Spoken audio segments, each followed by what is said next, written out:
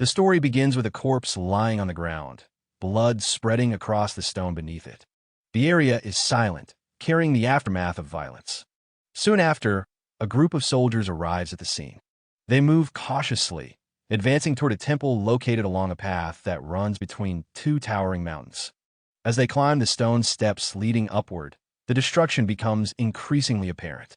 Upon reaching the temple grounds, the devastation is undeniable. The buildings are ruined, and bodies are scattered across the area.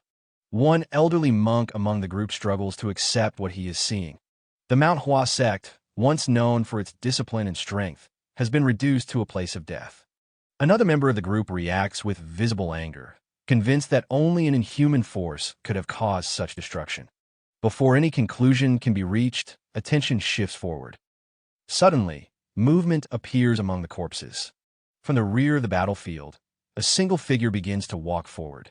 As he draws closer, his blood-soaked and heavily wounded face becomes visible, stunning the gathered leaders. They recognize him as the Plum Blossom Sword Saint. Without pause, a vast wave of red energy surges outward from him. The attack overwhelms the front lines instantly, crushing warriors and tearing through the battlefield without resistance. As the chaos spreads, a terrifying red aura rises, revealing the true origin of the massacre. From within the darkness, a hand emerges holding the severed head of Manhwa's leader. The representatives of the sects are left unable to react. A young warrior then steps fully into view, openly provoking the massive gathering. He reveals that his presence was driven by Manhwa's reputation as the strongest sect. Through effortless violence, he proves that reputation false. He throws the fallen leader's head toward the crowd, challenging them to attack together. Consumed by anger and humiliation, the remaining masters unleash a combined assault. Facing them, the warrior calmly accepts the challenge, finding the confrontation finally worth his attention.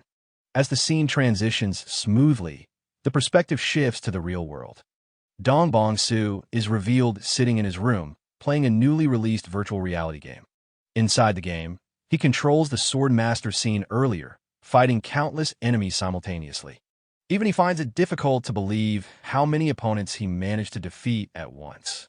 It becomes clear that the entire massacre was part of the game's content.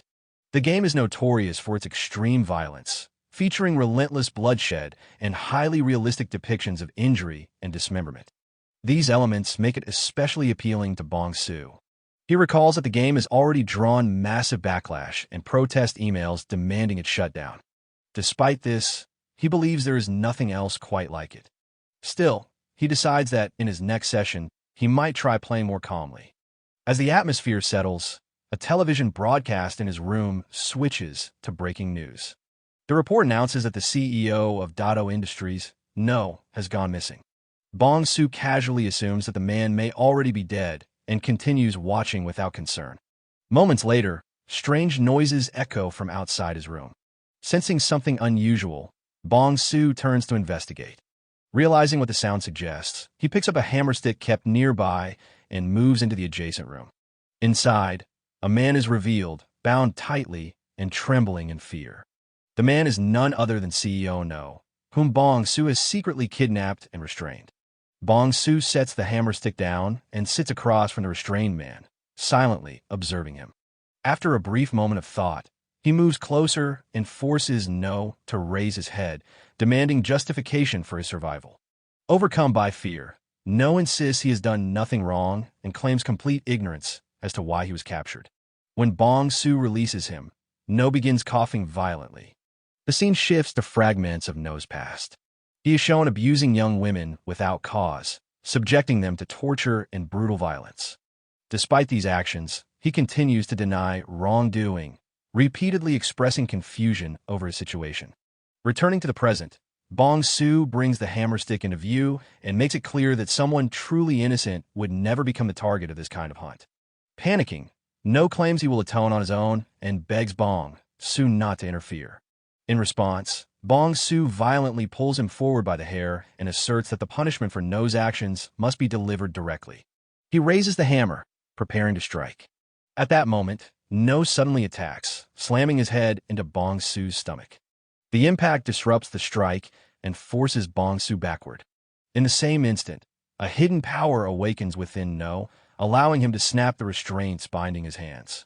Freed, he is overtaken by a twisted sense of joy and focuses solely on killing Bong-soo.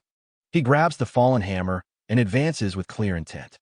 Bong-soo reacts with brief surprise before calmly smiling. He avoids the incoming attack effortlessly and counters with a single punch to No's stomach. The blow overwhelms him completely.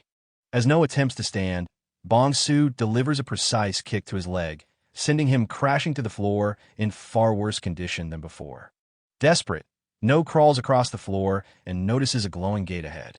Believing it to be an escape, he drags himself toward it and slips inside. However, once within the room, he senses another presence. When he turns around, he finds himself surrounded by countless corpses staring directly at him. The sight leaves him frozen in terror. Bong-soo enters the room behind him and explains, without emotion, that most humans live as harmless beings, while a small number prey upon others. Among these predators exists a hunter who takes responsibility for eliminating them. As he speaks, Bong-soo's eyes glow red, and his intent becomes clear. He steps forward, resolved to end No's life. Terrified, No attempts to resist, shielding himself while hurling desperate curses. Before Bong-soo can proceed, the door to the room is violently forced open. Police officers storm inside, surrounding Bong-soo with weapons drawn.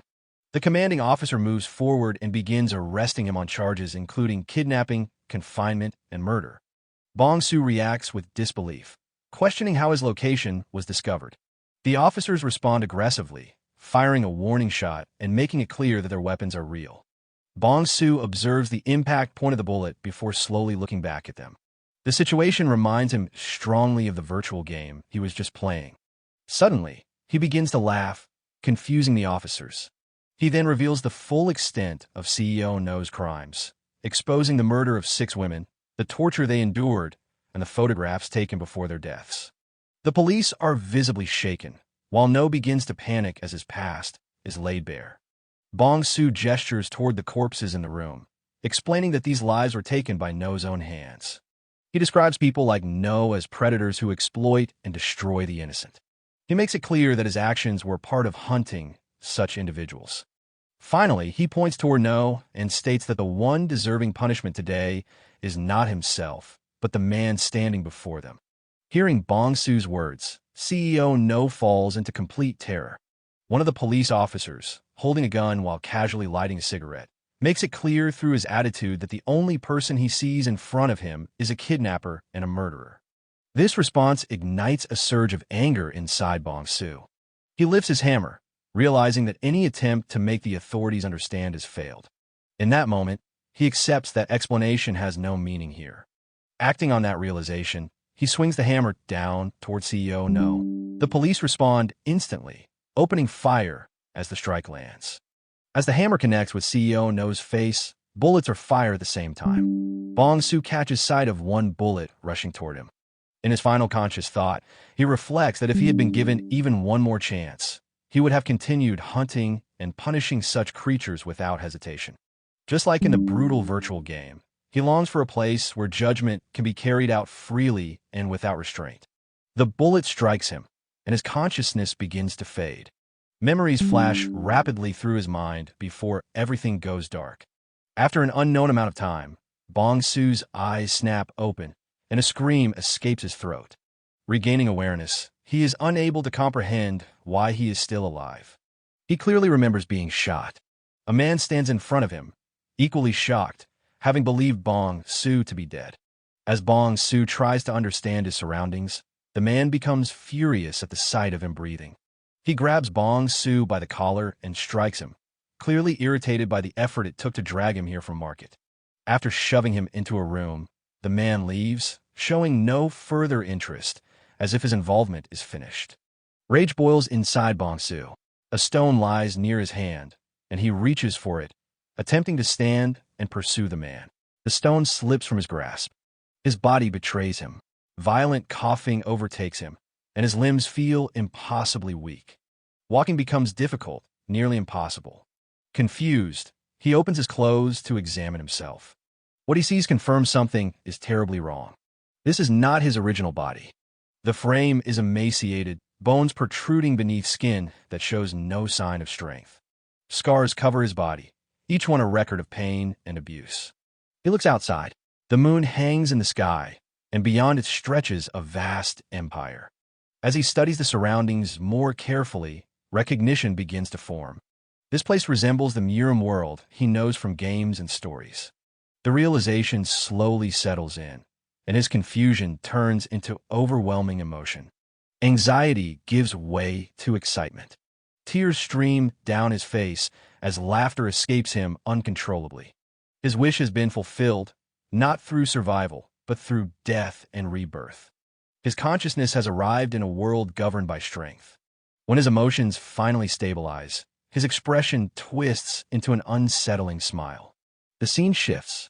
Inside a stable, a boy named Sosam works mechanically, cleaning horse stalls. His hands move without thought, his body already accustomed to the filth and stench. The work is interrupted when a servant appears, visibly bothered by the smell. Without concern for the boy's condition, the servant signals that another task awaits.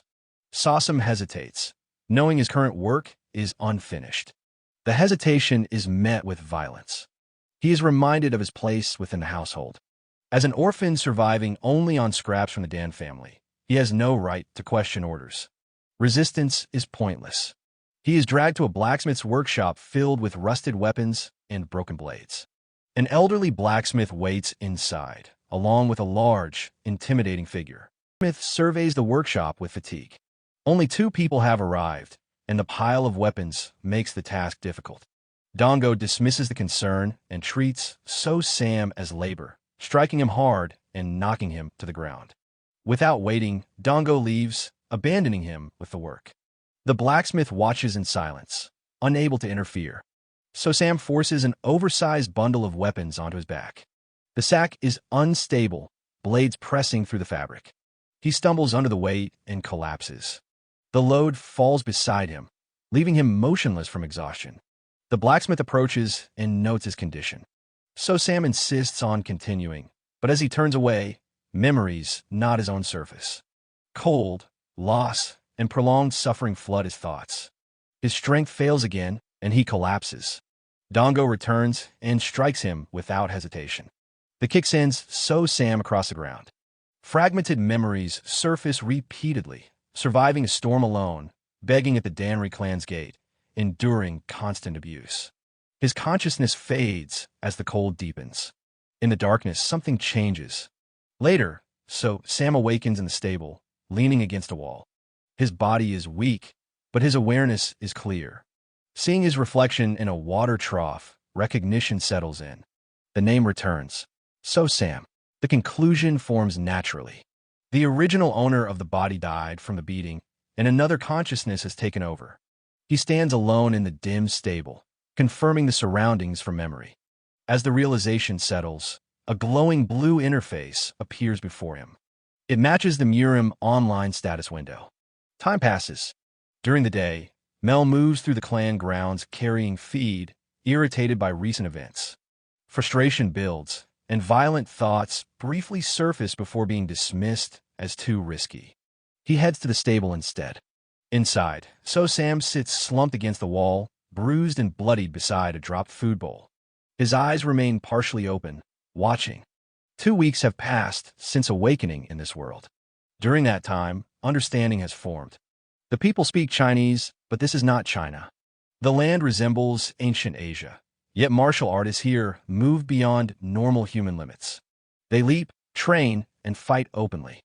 Martial arts are real in this world. The system confirms it. The Murim online status window functions normally and is visible only to him. This is not a game. The people here are real, each with their own emotions and lives. He considers the question of what he is now. For the moment, the answer is unnecessary. Dongo appears at the doorway and approaches Sam. Sam slowly turns his head to face him. Dongo pauses, surprised by the lack of reaction. Sam calmly lifts his food bowl and drinks from it without acknowledging him. Dongo becomes irritated and attacks. Sam reacts instantly, catching the strike and crushing Dongo's fist. The change is immediate. So Sam continues the assault without hesitation. The confined room fills with violence until Dongo collapses and stops moving. So Sam stands amid the bloodstains and looks at his hands, noting the heat running through his body. The question of identity surfaces briefly and is dismissed. This world is real and follows a clear rule: survival through strength. There is no need to hide here. He sits down and turns his attention to the body. He activates the inventory.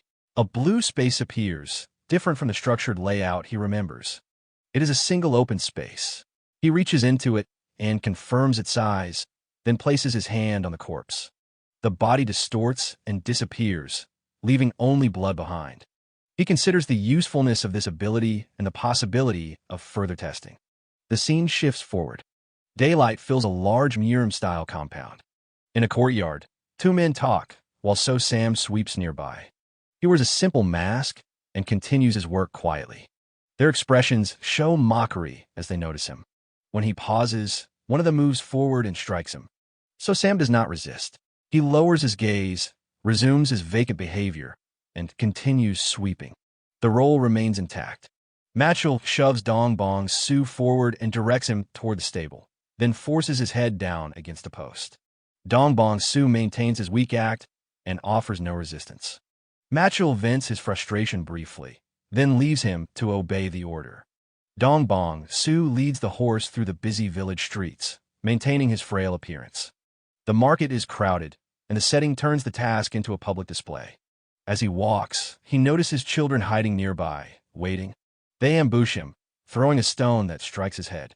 Blood runs down his temple, but he continues walking without reacting.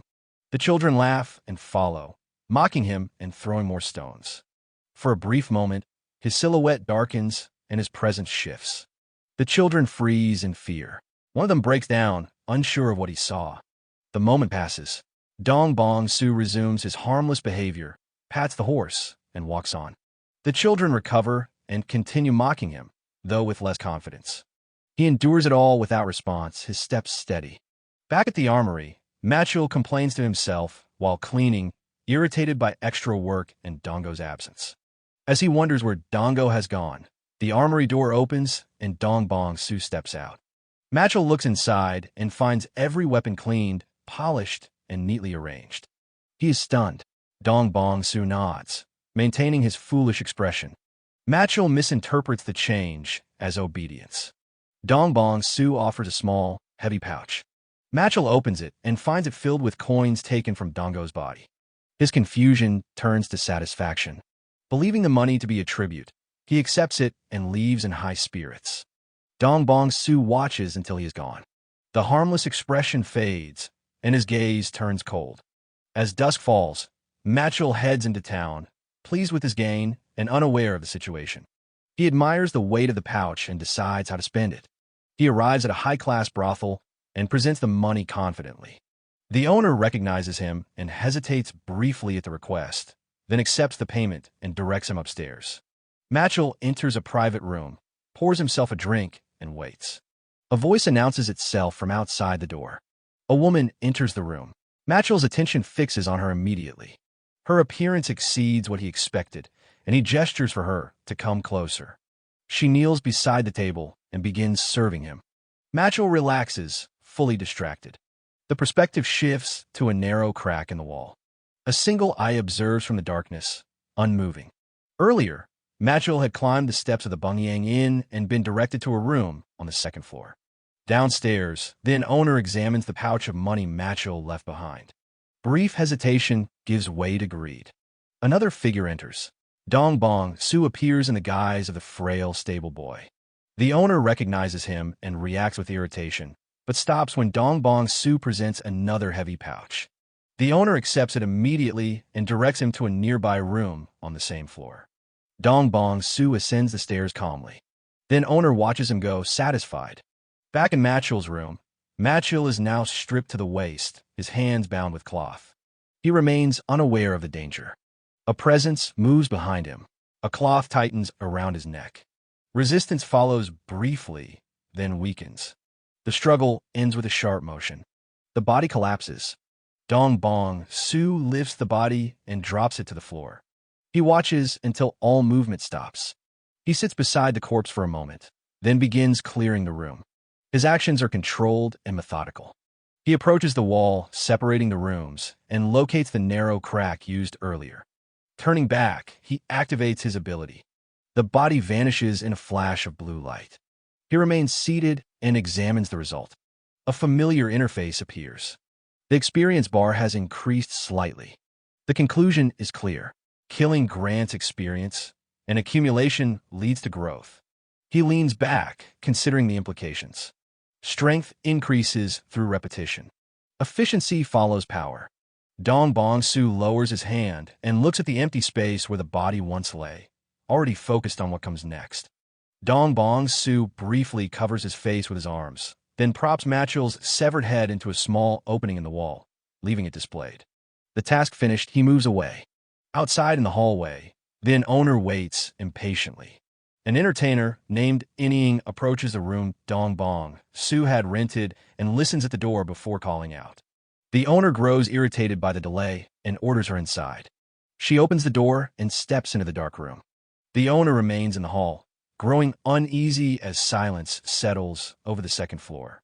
He glances toward Matchell's room and knocks, receiving no response.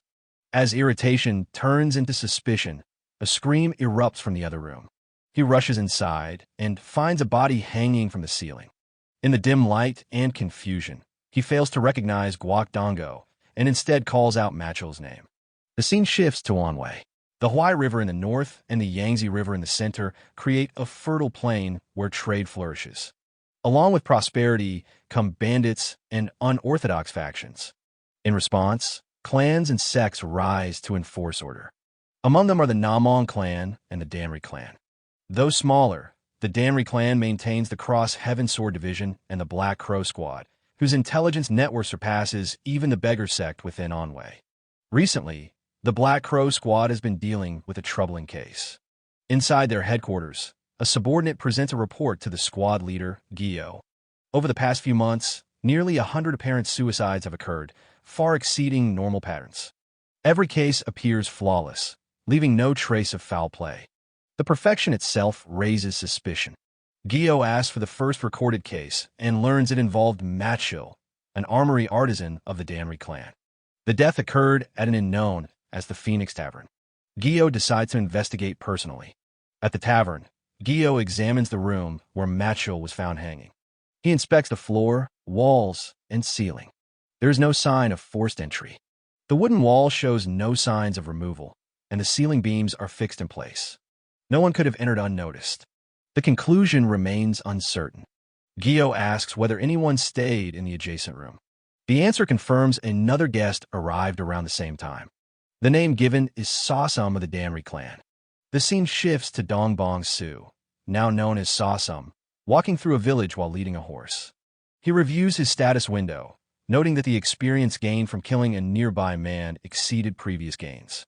He concludes that stronger targets yield more experience, but confronting a true martial artist now would be fatal. He decides to seek targets between ordinary civilians and trained warriors. A group of street thugs blocks his path and mocks him. Dong Bong Su remains silent. They strike him and drag him into a narrow alley.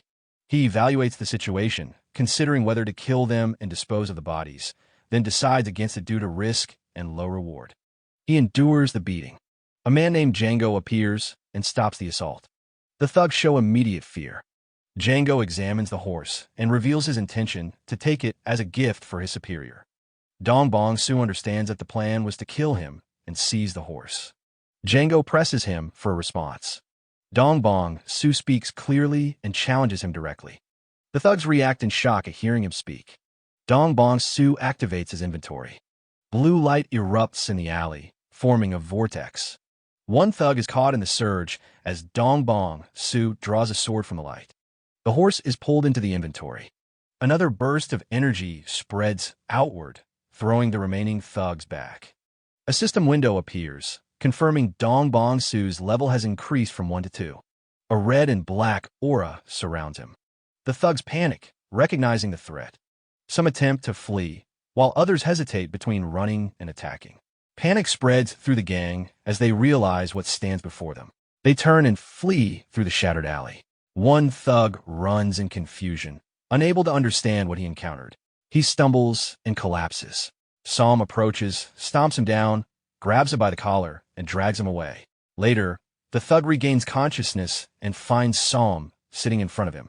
As Psalm steps closer, the thug's fear grows. Psalm presses a knife to his throat and demands information about the man who died earlier. The thug reveals his name was Django and that he belonged to the Black Snake Society. He explains that the Black Snake Society is part of the Ebony Syndicate that controls the back alleys of Bongyang, and that Django was an executive. He also reveals the leader's name, Bang Pa, and admits that Bang Pa ordered Django to kill Master Sum and take the horse. Psalm processes the information and understands the structure of the Ebony Syndicate and the Black Snake Society. He demands everything the thug knows, making it clear his survival depends on it. The thug cooperates fully. Moments later, the thug lies dead. Psalm opens his inventory and removes all the bodies, leaving no trace. He remains at the scene and reviews what he learned. The Ebony Syndicate becomes a clear target. These people exist between ordinary civilians and martial artists, fitting what he's been searching for. He notices that all wounds on his body have healed completely after leveling up. Every injury is gone. He considers that even fatal damage might be recoverable under certain conditions, making calculated risk acceptable when close to leveling. He reflects on the light that appeared during the level up and recognizes it as a danger. Both the glow and the inventory-based killings risk exposure. Remaining unnoticed is essential. A hunter must appear ordinary and blend in completely. Leveling must occur only after a hunt or in isolated places. Psalm stands beside his horse and reviews the encounter. If Django had been more cautious or stronger, the outcome could have been different. Pretending to be mute is no longer enough. He decides he must grow stronger quickly without being discovered. That resolve settles firmly. A system message appears, reporting a critical error in the Murim online system. It states the game can continue, but the warning remains unresolved. Psalm notes the error appeared after reaching level 2 and concludes it is likely caused by his existence interacting with the system. He checks his status window. Attributes previously marked as question marks now appear as gauge bars. He considers that this change may be tied to the error and that not everything can be fully quantified in reality. He reviews his skills. Common passive skills such as stab, block, and throw are listed. One skill stands out.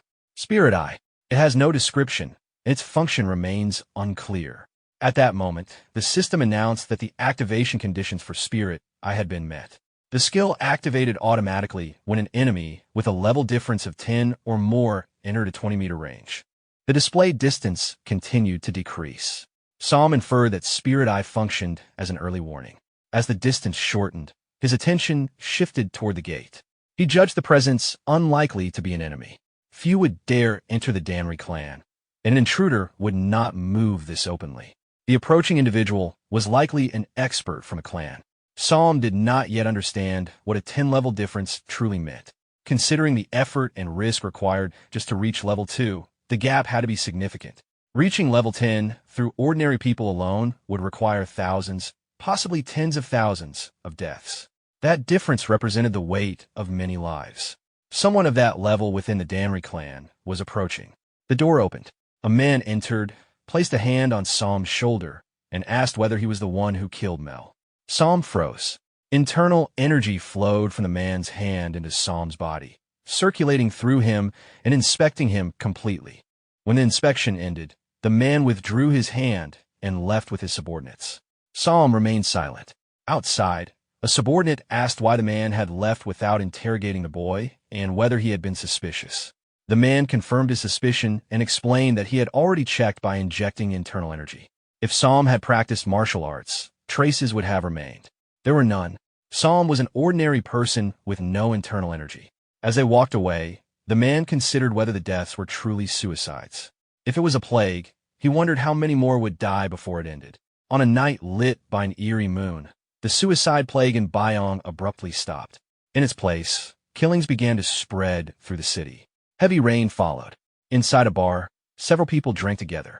One mentioned the story of a nameless swordsman.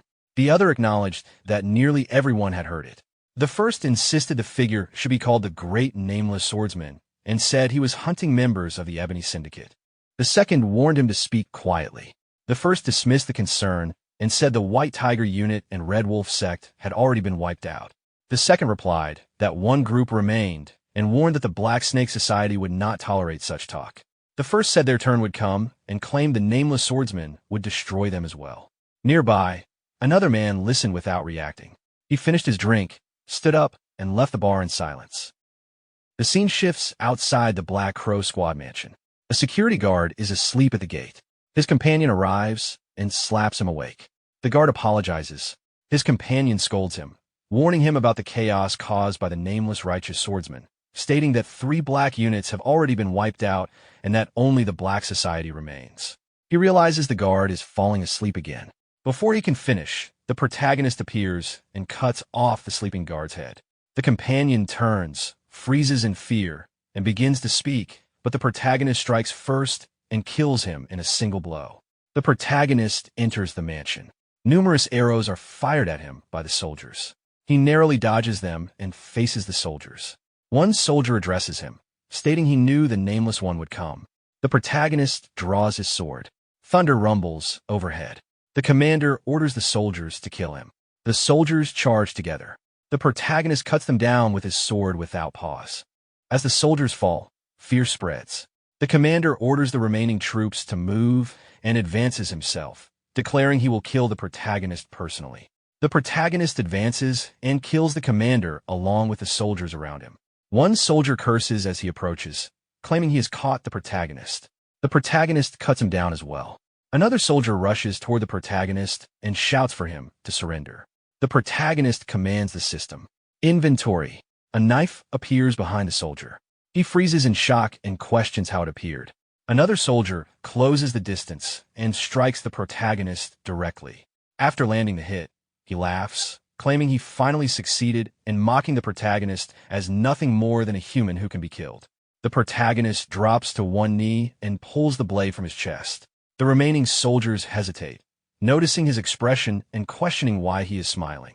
The protagonist moves and cuts down the remaining soldiers. Elsewhere in the mansion, the squad leader's companion notices the sudden silence. He mutters that the screams have nearly stopped and questions whether one man is truly killing everyone. He recalls their past crimes and realizes that strength, not morality, determines survival. Sweating, he decides to act. He moves toward a hidden passage that leads to Paradise Manor, the leader's estate, and resolves to fight in the darkness. He orders his soldiers to fire. Arrows rain down, and several strike the protagonist. The companion hesitates, questioning whether the protagonist is dead. Before he can finish, the protagonist appears and kills one soldier instantly. The remaining soldiers are cut down just as quickly. Terrified, the companion calls out, asking if anyone is still alive. He draws his sword and confronts the protagonist, asking if he is the Nameless Righteous Swordsman and demanding to know what they did to deserve this. As the protagonist approaches, the man protests, claiming he is not the Grim Reaper and questioning his right to judge them. The protagonist cuts off his head before he can finish. Holding his sword steady, the protagonist states that he wants only one thing: their lives. He moves forward and declares that the only one left now is the Black Society leader, Bang Poyam. While moving forward, the protagonist reflects. First was the White Tiger Unit. After leveling up by killing Django, he was still weaker than most members of the Black faction. He relied on luring, ambushing, and arson to begin his hunt. By the time the White Tiger Unit leader became alert, more than half of the unit had already been killed. During that period, officials and townspeople gave his actions a name: the Nameless Righteous Swordsman. After adopting this identity, eliminating members of the unorthodox faction became easier. When he killed the White Tiger Unit leader, he reached level 5 and obtained his first active skill, Qinggong, a body lightning technique, along with the 3 Forces sword art. With these, he could confront Black faction members directly. Around the time children began playing games imitating the Nameless Righteous Swordsman, the Red Wolf Gate was wiped out. The only unorthodox faction remaining in Banyang was the Black Society. The scene shifts to the residence of the Black Society leader. Outside the house, Black Society leader Bang Poyam sits on the floor. The protagonist appears before him. After observing him, Bang Poyam speaks, asking if he is the nameless righteous swordsman. The protagonist remains silent. Bang Poyam comments that if he were truly a swordsman of justice, he would not be so tightly wrapped. The protagonist replies that he is not one. Bang Poyam asks why he hunts and kills the unorthodox faction if that is the case. The protagonist answers that he is not a righteous swordsman. Bang Poyam laughs and says that he has deceived everyone. The protagonist steps closer and states that he deceived no one, and that people only believed what they wanted to believe. As Bang Poyam reaches for his sword, he remarks that the protagonist is interesting. Drawing his weapon, Bang Poyam says that even if he must cross the river of the dead today, he will have no regrets. Laughing, he charges and declares that regardless of titles, the protagonist came to kill him, and demands to see what he has. Both advance toward each other.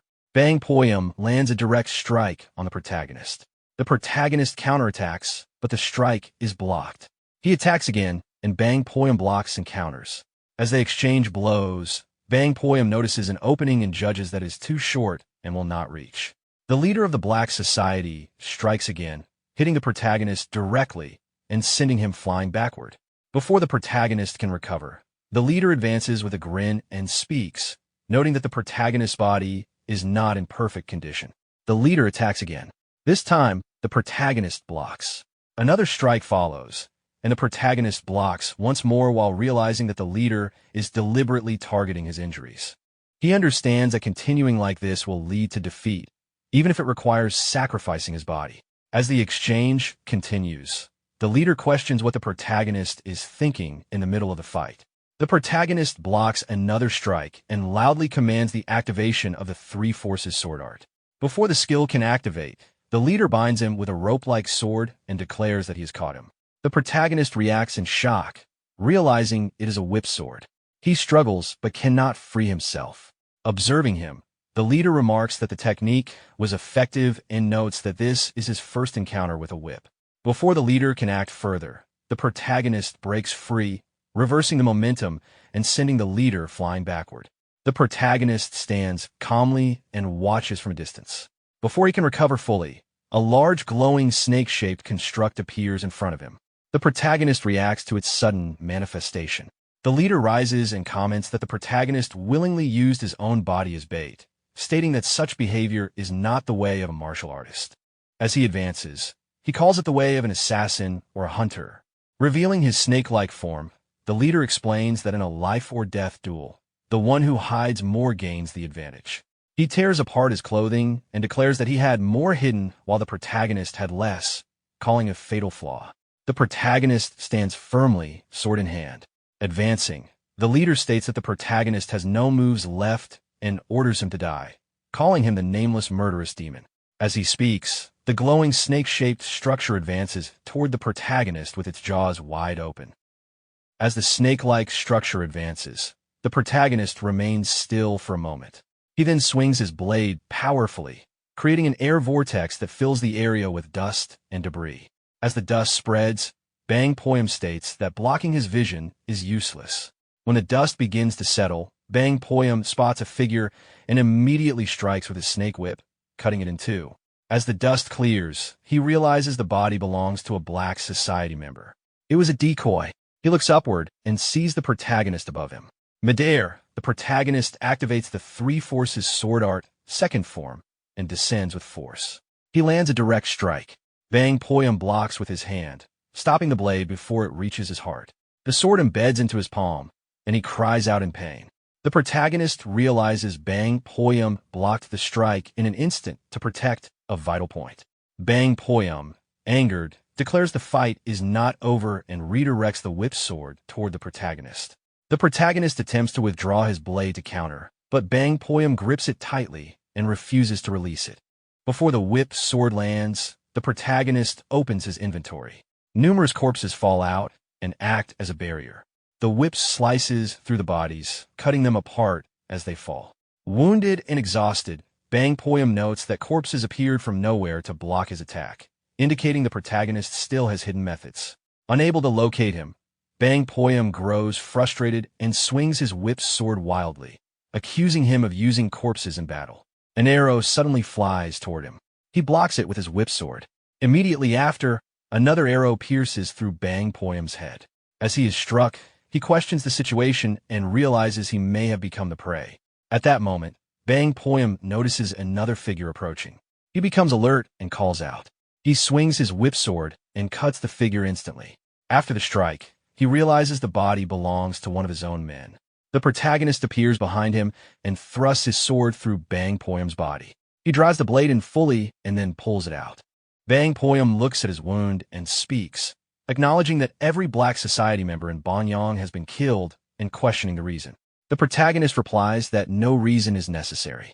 Humans have always killed other humans, from primitive times to civilization. The strong trample and take from the weak. He steps closer, places his sword at Bang Poyam's neck, and states that this time he was the strong one. With a swift motion, he kills him.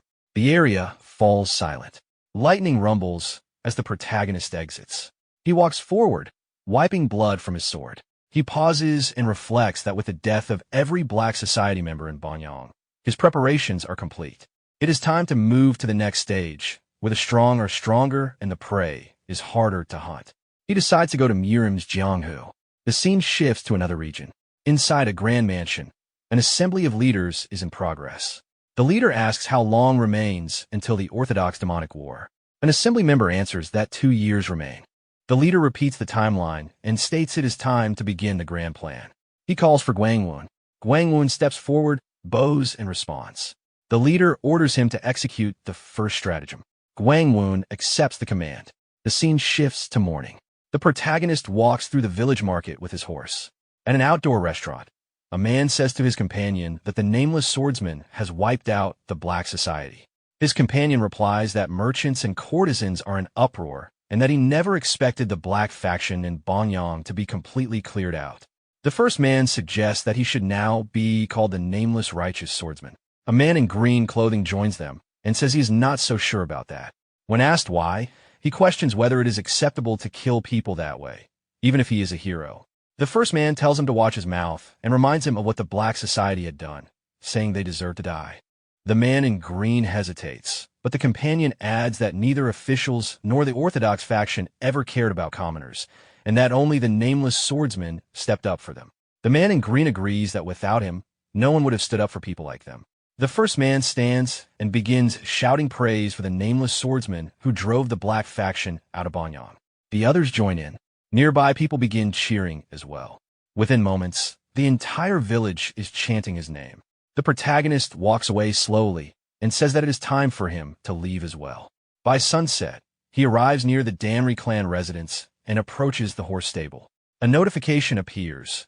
An enemy with a level difference of 10 or more has approached within 20 meters. He realizes his spirit eye is pointing toward the stable. He opens the gate and enters. 2 figures are standing inside. As he approaches, he recognizes Black Crow unit leader Gi Daehyo, and beside him, the head of the Danri clan, the flying heavenly demon sword, Danri Chanwo. The protagonist kneels and wonders why they are there. Danri Chanwo pats the horse's head and says it is time to say goodbye to it as well. Looking at his feet, the protagonist notices that Danri Chanwo is hovering slightly above the ground. Danri Chanwo states that on the coming full moon, the second daughter of the Namgung clan head is getting married. Gi Daehyo asks whether he is certain about sending his cherished horse as a congratulatory gift. Danri Chanwo says that if he could send one of his children to the Namgung clan, he would do even more than sending the horse. He mentions marriage ties and the 9 bows ceremony, repeating that sending one of his children would be better. It is easier to cross a stream with 2 logs rather than 1. Gi Daehyo replies that the Namgung clan might not want either of them. Danri Chanwo laughs and says that is why he called him. He does not care what methods are used. He places a hand on Gi Daehyo's shoulder and tells him to make it happen no matter what. Gi Daehyo becomes tense. Danri Chanwo removes his hand and orders him to depart immediately, saying he will have much to do tomorrow. Gi Daehyo bows and accepts. Danri Chanwo then points at the protagonist and instructs Gi Daehyo to take him along to the Namgung family, as he is needed to handle the horse. Gi Daehyo agrees and looks at the protagonist with confusion. The scene shifts to the next morning in front of the Danri clan residence. The protagonist waits near a shed with the horse. He reflects on how to learn proper martial arts instead of relying only on skills. He tried imitating the movements of family warriors and black unit leaders, but it was only imitation. Learning from a secret manual would be the worst option, and learning directly from a master the best. However, becoming someone's disciple at 18 is difficult. Despite that, he feels the situation has worked out well. While waiting near the soldiers, he considers the Namgung clan. As one of the 5 great clans with power in Anhui, there should be opportunities there, along with stronger prey. Gi Daehyo appears and observes the assembled unit. He confirms the Black Crow unit has finished assembling and asks who has not arrived. A soldier replies that everyone is present except the young master and young lady. Gi Daehyo grits his teeth. He remarks that Danri Ganghai is likely at a tavern in Bongyang, and Danri Hui dislikes traveling with subordinates and will follow later. He orders the unit to move out. The cavalry advances. Gi Daehyo stops outside a tavern and commands everyone to halt.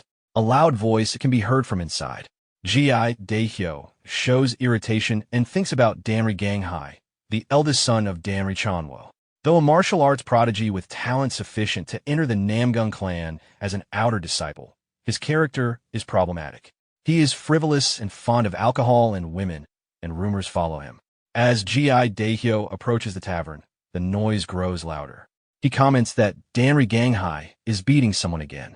Suddenly, a man is thrown out through a wall and crashes into another wall. Gi Daehyo recognizes him and calls out to young Master Danri. A notification appears. An enemy with a level difference of 10 or more has approached within 20 meters. Ganghai lies on the ground and shouts at someone, threatening him. Another man advances toward him. Gi Daehyo stares at that man in shock. The protagonist recognizes him as a master of overwhelming skill.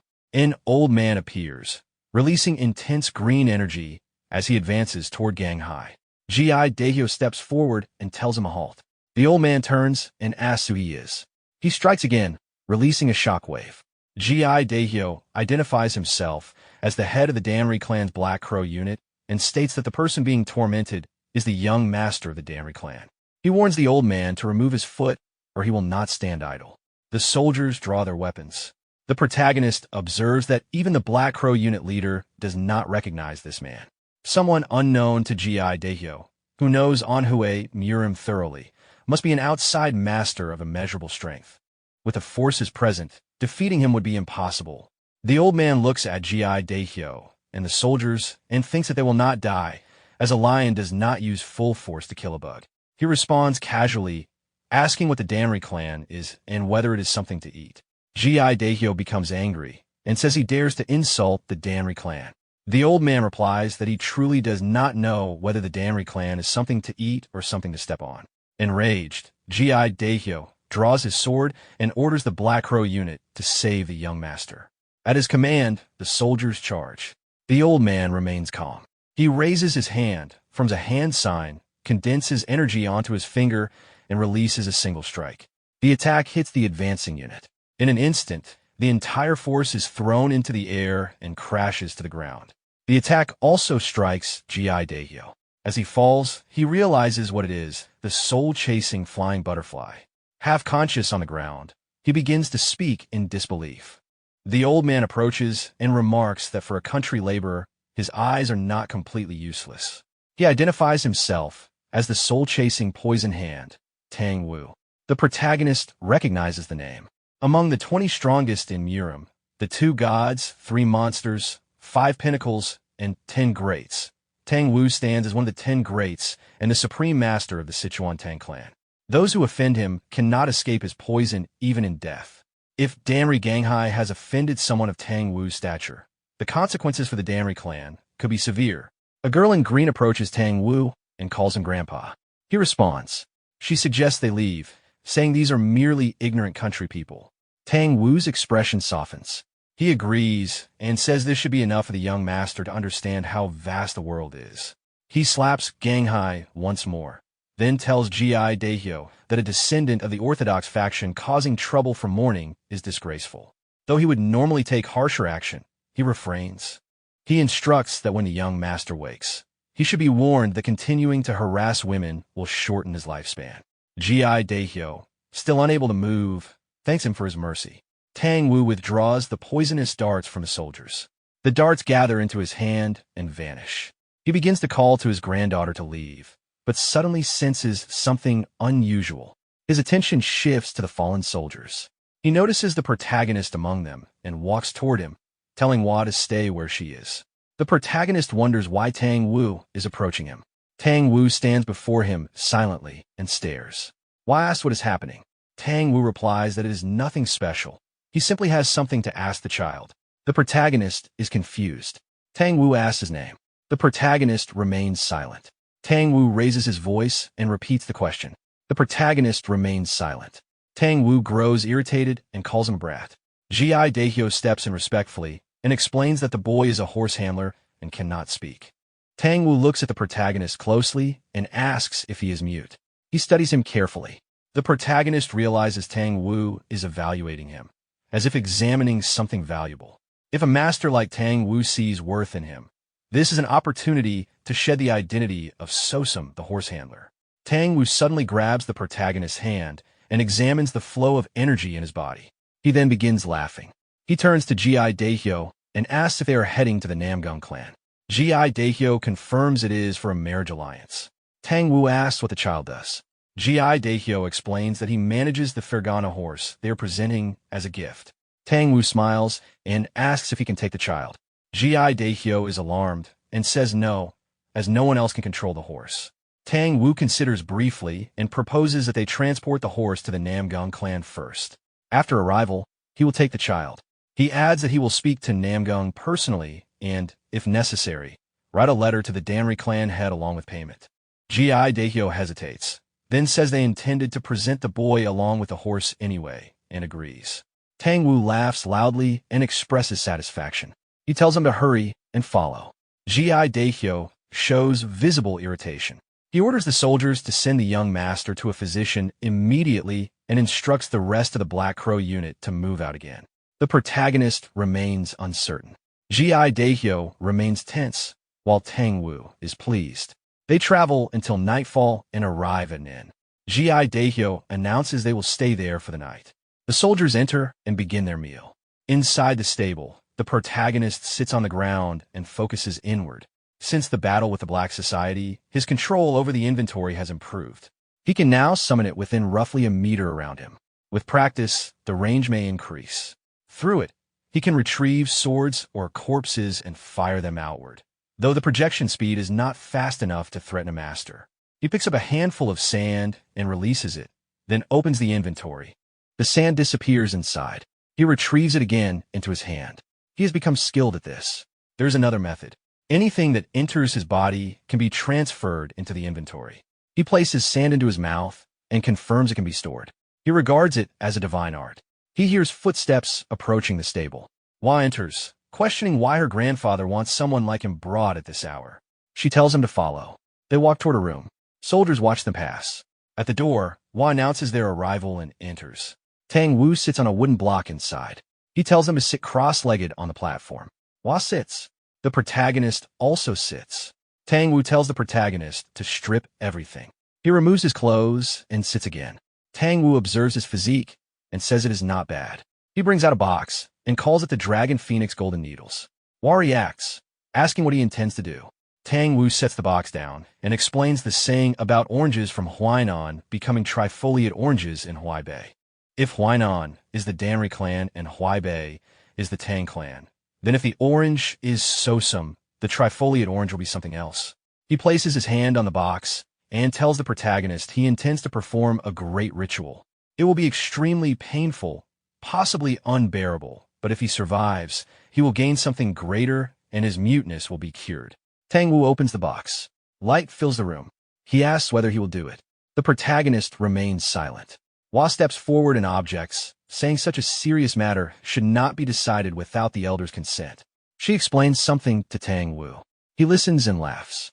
After hearing her, he acknowledges her point. Tang Wu takes out a golden needle and asks the protagonist whether he is ready to receive the surname of the Tang clan. Tang Wu reflects inwardly. In Murim, many terms exist for those born with exceptional aptitude for martial arts, heavenly meridian body, while turning sacred emperor aspect, ninth grade sacred bone, heavenly martial heart meridian, cosmic sacred bone. These are rare talents said to appear once in decades, centuries, or even millennia. Those born with them leave marks on Murim's history. Yet the greatest aptitude of all is something he has found unexpectedly. Whether a talent appears once in 10, 100, or 1,000 years does not matter. This boy possesses a body never seen since Murim's beginning, a body with no meridians. At first glance, it seemed ordinary, simply untrained. But his body lacks the acupoints and pathways every human should have. Nothing exists as if he is not human. However, having no path means any path created becomes the path. If raised properly, he may be able to restore the 10,000 flower rain, a technique that has survived only in form for centuries. If that happens, the powers of Murim will bow before the Tang family.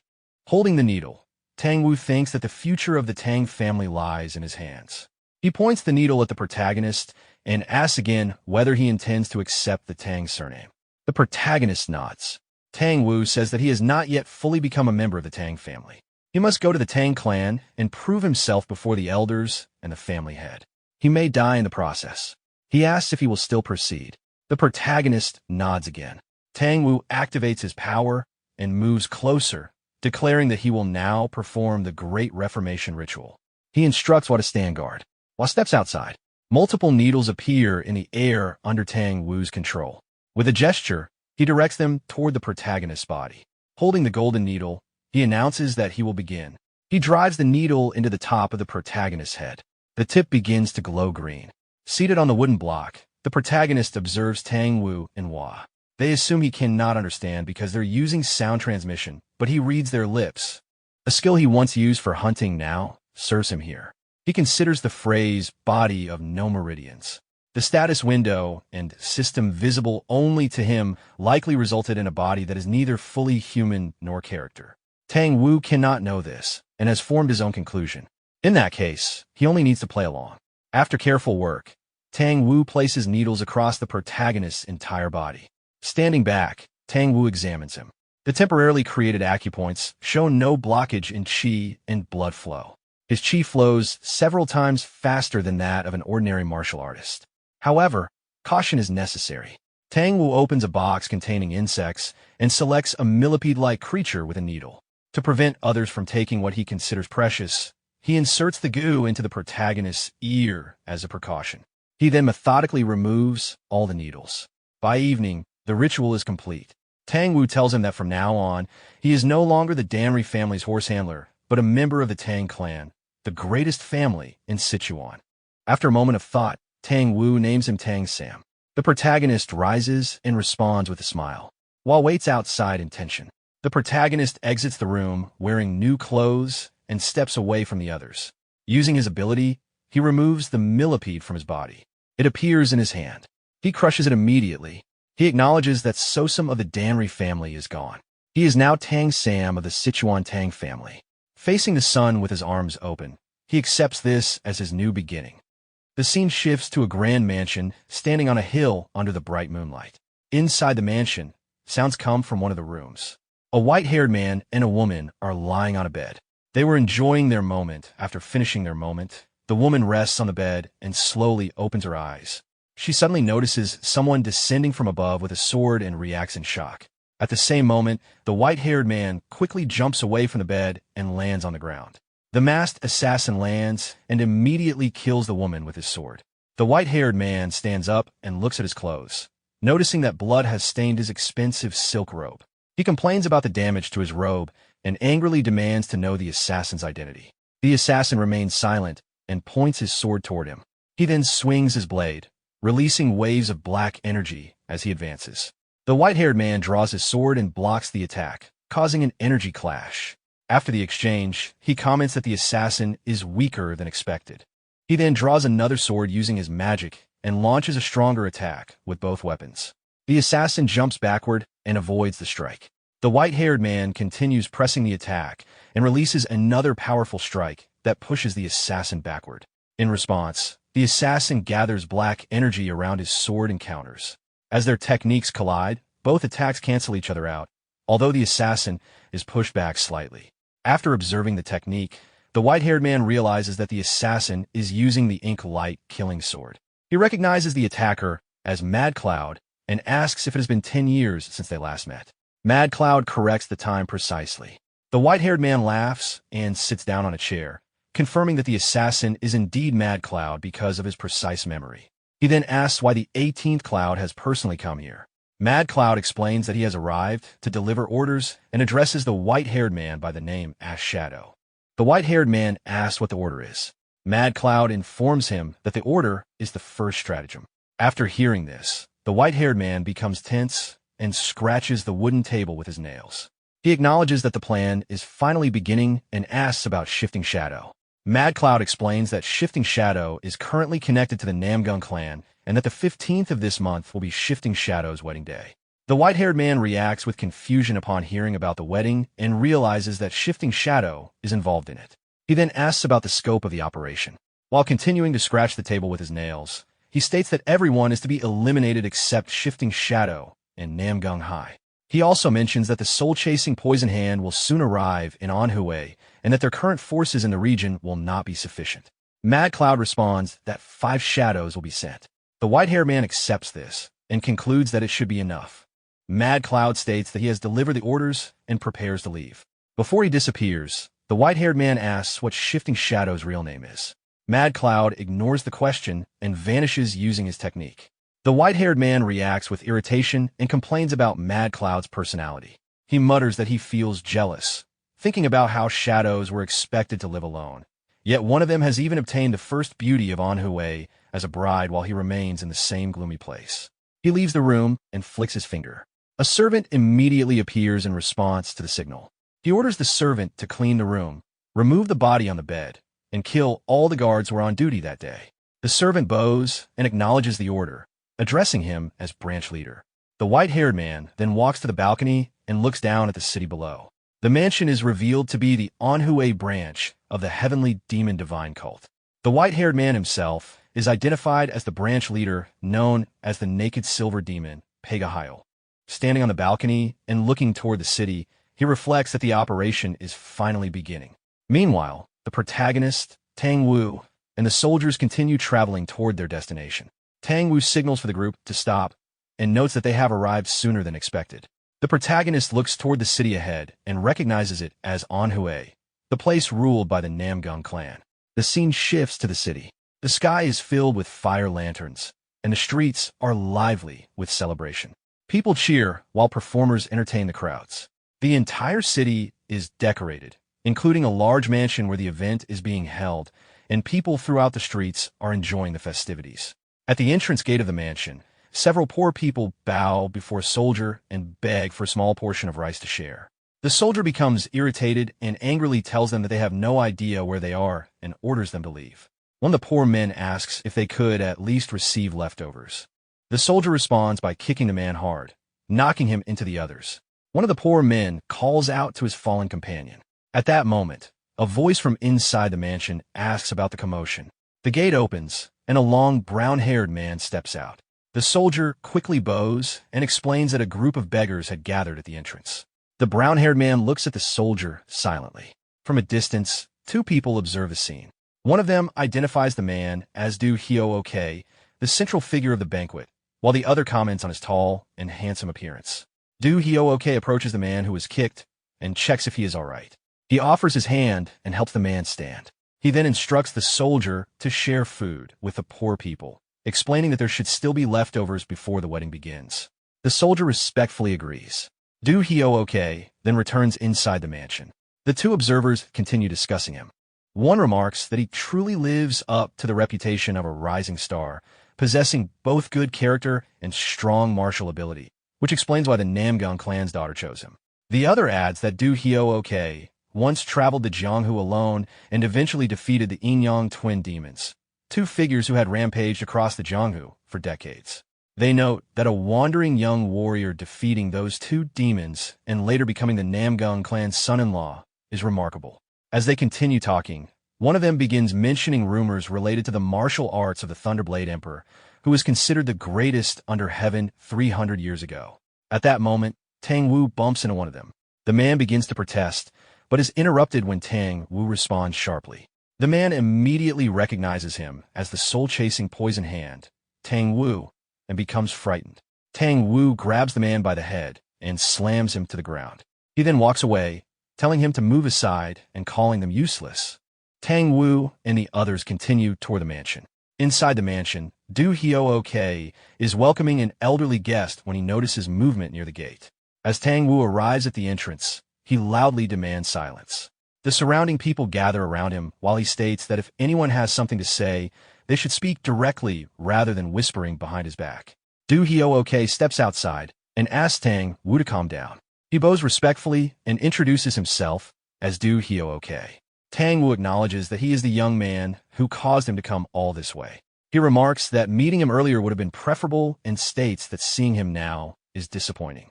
Du Hyo-ok reacts with confusion and asks Tang Wu what he means. Tang Wu ignores the question and, while walking inside the mansion, asks if Bayok is present. Du Hyo-ok explains that the clan head is waiting inside and hurriedly offers to guide Tang Wu to the king's hall, running after him. The protagonist watches Du Hyo-ok with confusion. As he focuses on him, the system informs him that an enemy with a level difference greater than 10 has entered within 20 meters. After receiving the notice, the protagonist observes Du Hyo-ok carefully. He notes a subtle gap between him and Tang Wu and notices that Du Hyo-ok continues walking at a steady pace without stopping. From this, he concludes that the newly detected high-level presence must be Du Hyo-ok. He studies Du Hyo-ok's body further. Normally, every human has some left-right asymmetry in features such as the face, limb length, or shoulder height. However, Du Hyo-ok appears completely balanced, almost perfectly symmetrical. The protagonist interprets this as someone of the same species as himself, a predator hiding beneath a human appearance. The scene shifts to the area outside the Namgung clan's King's Hall. Du Hyo-ok leads them toward a large building with several swords embedded along the top. When Tang Wu sees the swords belonging to past clan heads, he criticizes the arrogance of calling themselves kings and remarks that in the end they will lie in graves like everyone else. Du Hyo-ok asks Tang Wu to wait outside for a moment, so he can go in and announce their arrival. Tang Wu refuses and walks up the stairs directly, pointing out that the clan head was already said to be waiting. He pushes open the doors and enters. Inside, an older man is speaking with a yellow-haired woman. When the man sees Tang Wu, he reacts with surprise and greets him as his uncle. He approaches and welcomes him, saying it has been a long time. Tang Wu responds by criticizing the undignified behavior of a clan head running around, but admits it is good to see him again. The man laughs and remarks that Tang Wu has not changed. From a distance, Tang Wu observes them and wonders if her grandfather and the clan head were always that close. The yellow-haired woman notices Tang Wu and approaches her, greeting her warmly. Tang Wu replies that she seems to have become even prettier. The woman thanks her and asks if she's been well. Du Hyo-ok coughs to draw attention and explains that earlier he was too flustered to introduce himself properly, stating that his name is Du Hyo-ok. Tang Wu introduces herself as Tang Wu and jokingly asks if she may call him brother-in-law. Namgung Hai becomes embarrassed while Du Hyo-ok laughs and says that the title sounds fine. Tang Wu remarks that she never expected someone shy like Hai to get married before her. Hai becomes more embarrassed by the teasing. Hai then looks toward the protagonist and asks who he is. Tang Wu begins to explain, but the protagonist steps forward first and introduces himself as Tang Sam. Du Hyo-ok greets him and offers his hand. The protagonist pauses for a moment with caution before shaking his hand and smiling. Du Hyo-ok then mentions that he plans to go to Soho Lake that night with Hai and suggests that they all go together, including Tang Sam. The scene shifts to the shores of Soho Lake. The lake is illuminated by many small lamps floating across the water. From a ship on the lake, the group watches the scenery with interest. Tang Wu looks at the view and expresses excitement at how beautiful it is. Du Hyo-ok explains that the lake is well known for its scenery and that the night view is especially famous. Namgung Hai also admires the sight of the moon reflected across the lake. While the two women continue talking, Du Hyo-ok approaches Tang Sam and suggests that since the ladies are chatting, the men should have a drink. He says he will bring some liquor and leaves. Tang Sam watches him from behind and thinks about Du Hyo-ok. On the surface, he is the man who will soon become the Namgung clan's son-in-law, but to Tang Sam it is clear that Du Hyo-ok is hiding something. He considers him a predator, concealing his true nature, and suspects that someone of that level must be planning something significant. He feels that he has stepped into a larger hidden scheme. At that moment, The system informs him that an enemy with a level difference of 10 or more has entered within 20 meters. Tang Sam looks toward the entrance of the ship with confusion and begins observing the surroundings carefully. He concludes that the detected enemy is not Do Hyo-ok. Since the ship is only about 25 meters long and 5 meters high, the only possible location is the deck below. Do Hyo-ok soon returns carrying liquor and explains that it took him a little longer because the drink was stored in an unusual place. Tang Sam realizes that a new enemy other than Do Hyo-ok has appeared. Do Hyo-ok presents a rare drink called Golden Bud Liquor and offers it specifically to Tang Sam. Tang Sam pauses briefly, then politely says he is not feeling well and asks if he can walk around the ship for a moment. Do Hyo-ok agrees and tells him that if he asks the boatman, he can go wherever he wants on the ship. Tang Sam begins walking around the ship. As he moves, the system continues notifying him that an enemy with a level difference of 10 or more is within 20 meters, with a measured distance decreasing from 14 meters down toward 11. Tang Sam thinks that the distance to the enemy should be increasing as he walks away, but instead the distance begins to decrease. The system continues updating the distance as it drops from 6 meters to 3, then down to 1.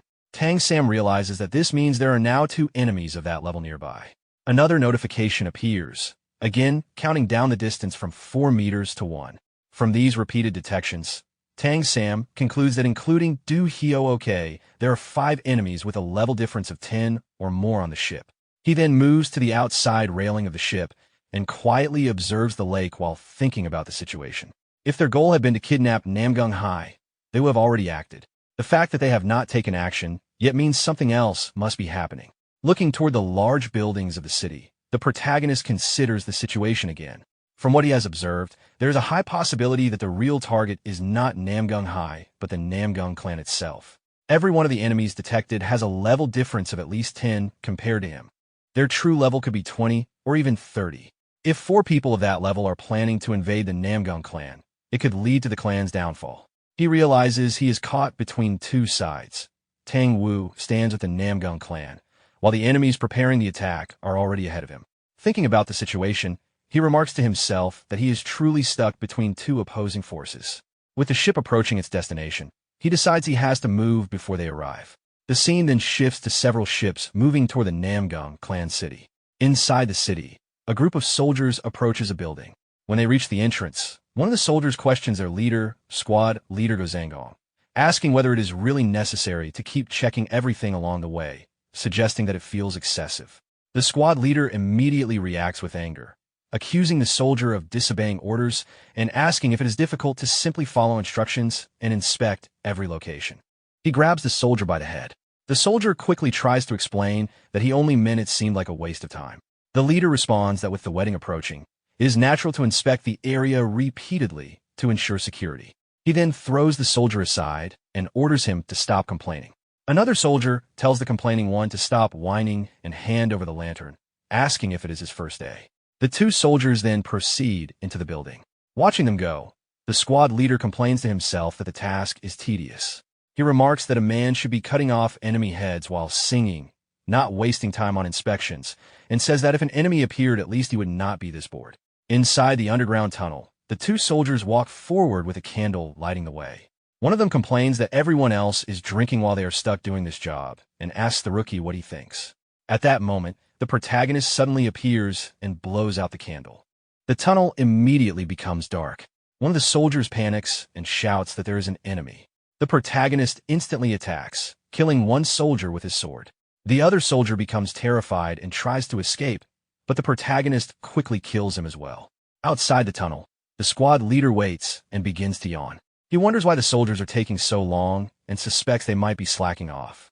He picks up a wooden torch and decides to enter the tunnel himself, saying he will deal with them when he finds them. As he walks deeper inside, he suddenly notices a severed human arm on the ground. Shocked, he realizes what it is and begins to panic. He calls out for the soldiers, shouting the names of the rookie and Dachel. Continuing deeper into the tunnel, he finally sees the scene ahead and becomes completely terrified. The protagonist is arranging the severed body parts of the soldiers he killed, placing them on spears while examining the pieces and searching for a missing arm. The squad leader carefully looks at the bodies and begins trembling in fear. The protagonist hears his voice, turns toward him, and calmly tells him that the missing arm has arrived. The squad leader immediately charges forward to attack. The protagonist equips his sword and steps in to meet him. Both face each other with clear killing intent before the squad leader closes the distance and delivers a heavy strike. The protagonist blocks it, but the force behind the attack makes it clear that his opponent is stronger than expected. With a powerful follow-up swing, the squad leader pushes the protagonist back, forcing him to slide across the ground. Recognizing him, the squad leader questions his actions, pointing out that he arrived alongside Tang Wu. The protagonist remains silent at first, then states that he is acting for the sake of the Namgung clan. The explanation only angers the squad leader further. He points out the bodies impaled in the tunnel and rejects the justification entirely. His anger rises as he prepares to kill without restraint. Activating his technique, blue energy begins to flow from his body as he uses the Heavenly Wind sword technique. At the same time, the protagonist activates his own skill, red energy spreading around him as he prepares the second form of his three elements sword technique. Both advance at the same time. The squad leader uses Heavenly Wind wandering clouds, while the protagonist counters with a direct strike aimed at the yellow dragon. Their attacks collide, creating a violent explosion that shakes the tunnel and sends water splashing in every direction. The impact throws both of them backward. Recovering first, the squad leader unleashes a series of rapid slashes, sending multiple energy attacks toward the protagonist. The barrage lands before the protagonist can properly react, severely injuring him and throwing his body into the air before crashing him into the wall. He briefly checks his condition and realizes the extent of the damage. The squad leader does not give him time to recover and rushes in again, delivering another powerful strike. The protagonist attempts to evade by flipping away, but the attack still connects. The blow cuts into him, severing his fingers and knocking the sword from his hand. Seeing this, the squad leader laughs, believing the fight is already decided now that the protagonist is unarmed. At that moment, the protagonist suddenly throws his sword. The squad leader narrowly avoids a direct hit, but the blade still grazes his cheek, leaving a shallow cut and forcing him back. Confused, he realizes the sword should not have been in the protagonist's hand at all. The unexpected attack unsettles him as he touches the wound, understanding how close it came to being far worse.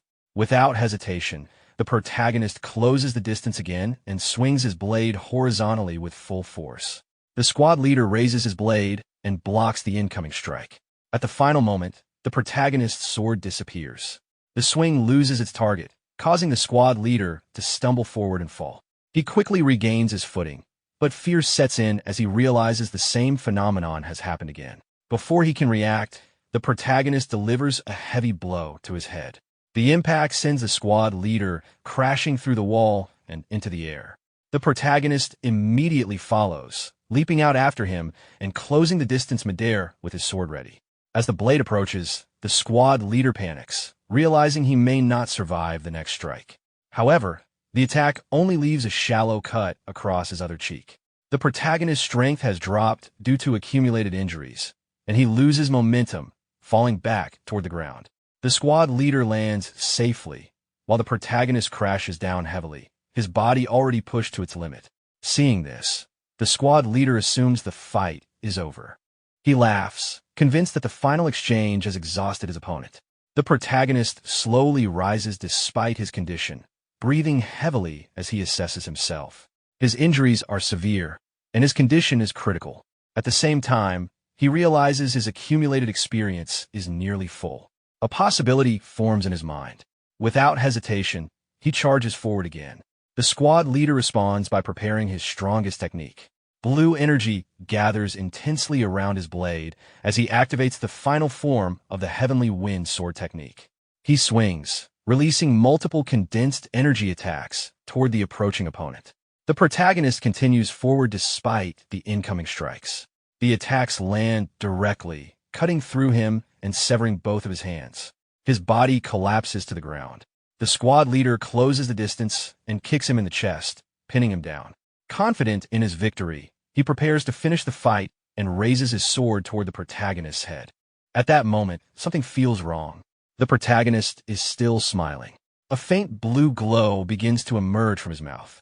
As the squad leader notices it, his expression shifts, but he is too late to react. In the next instant, a blade shoots out from the protagonist's mouth and pierces straight through the squad leader's head.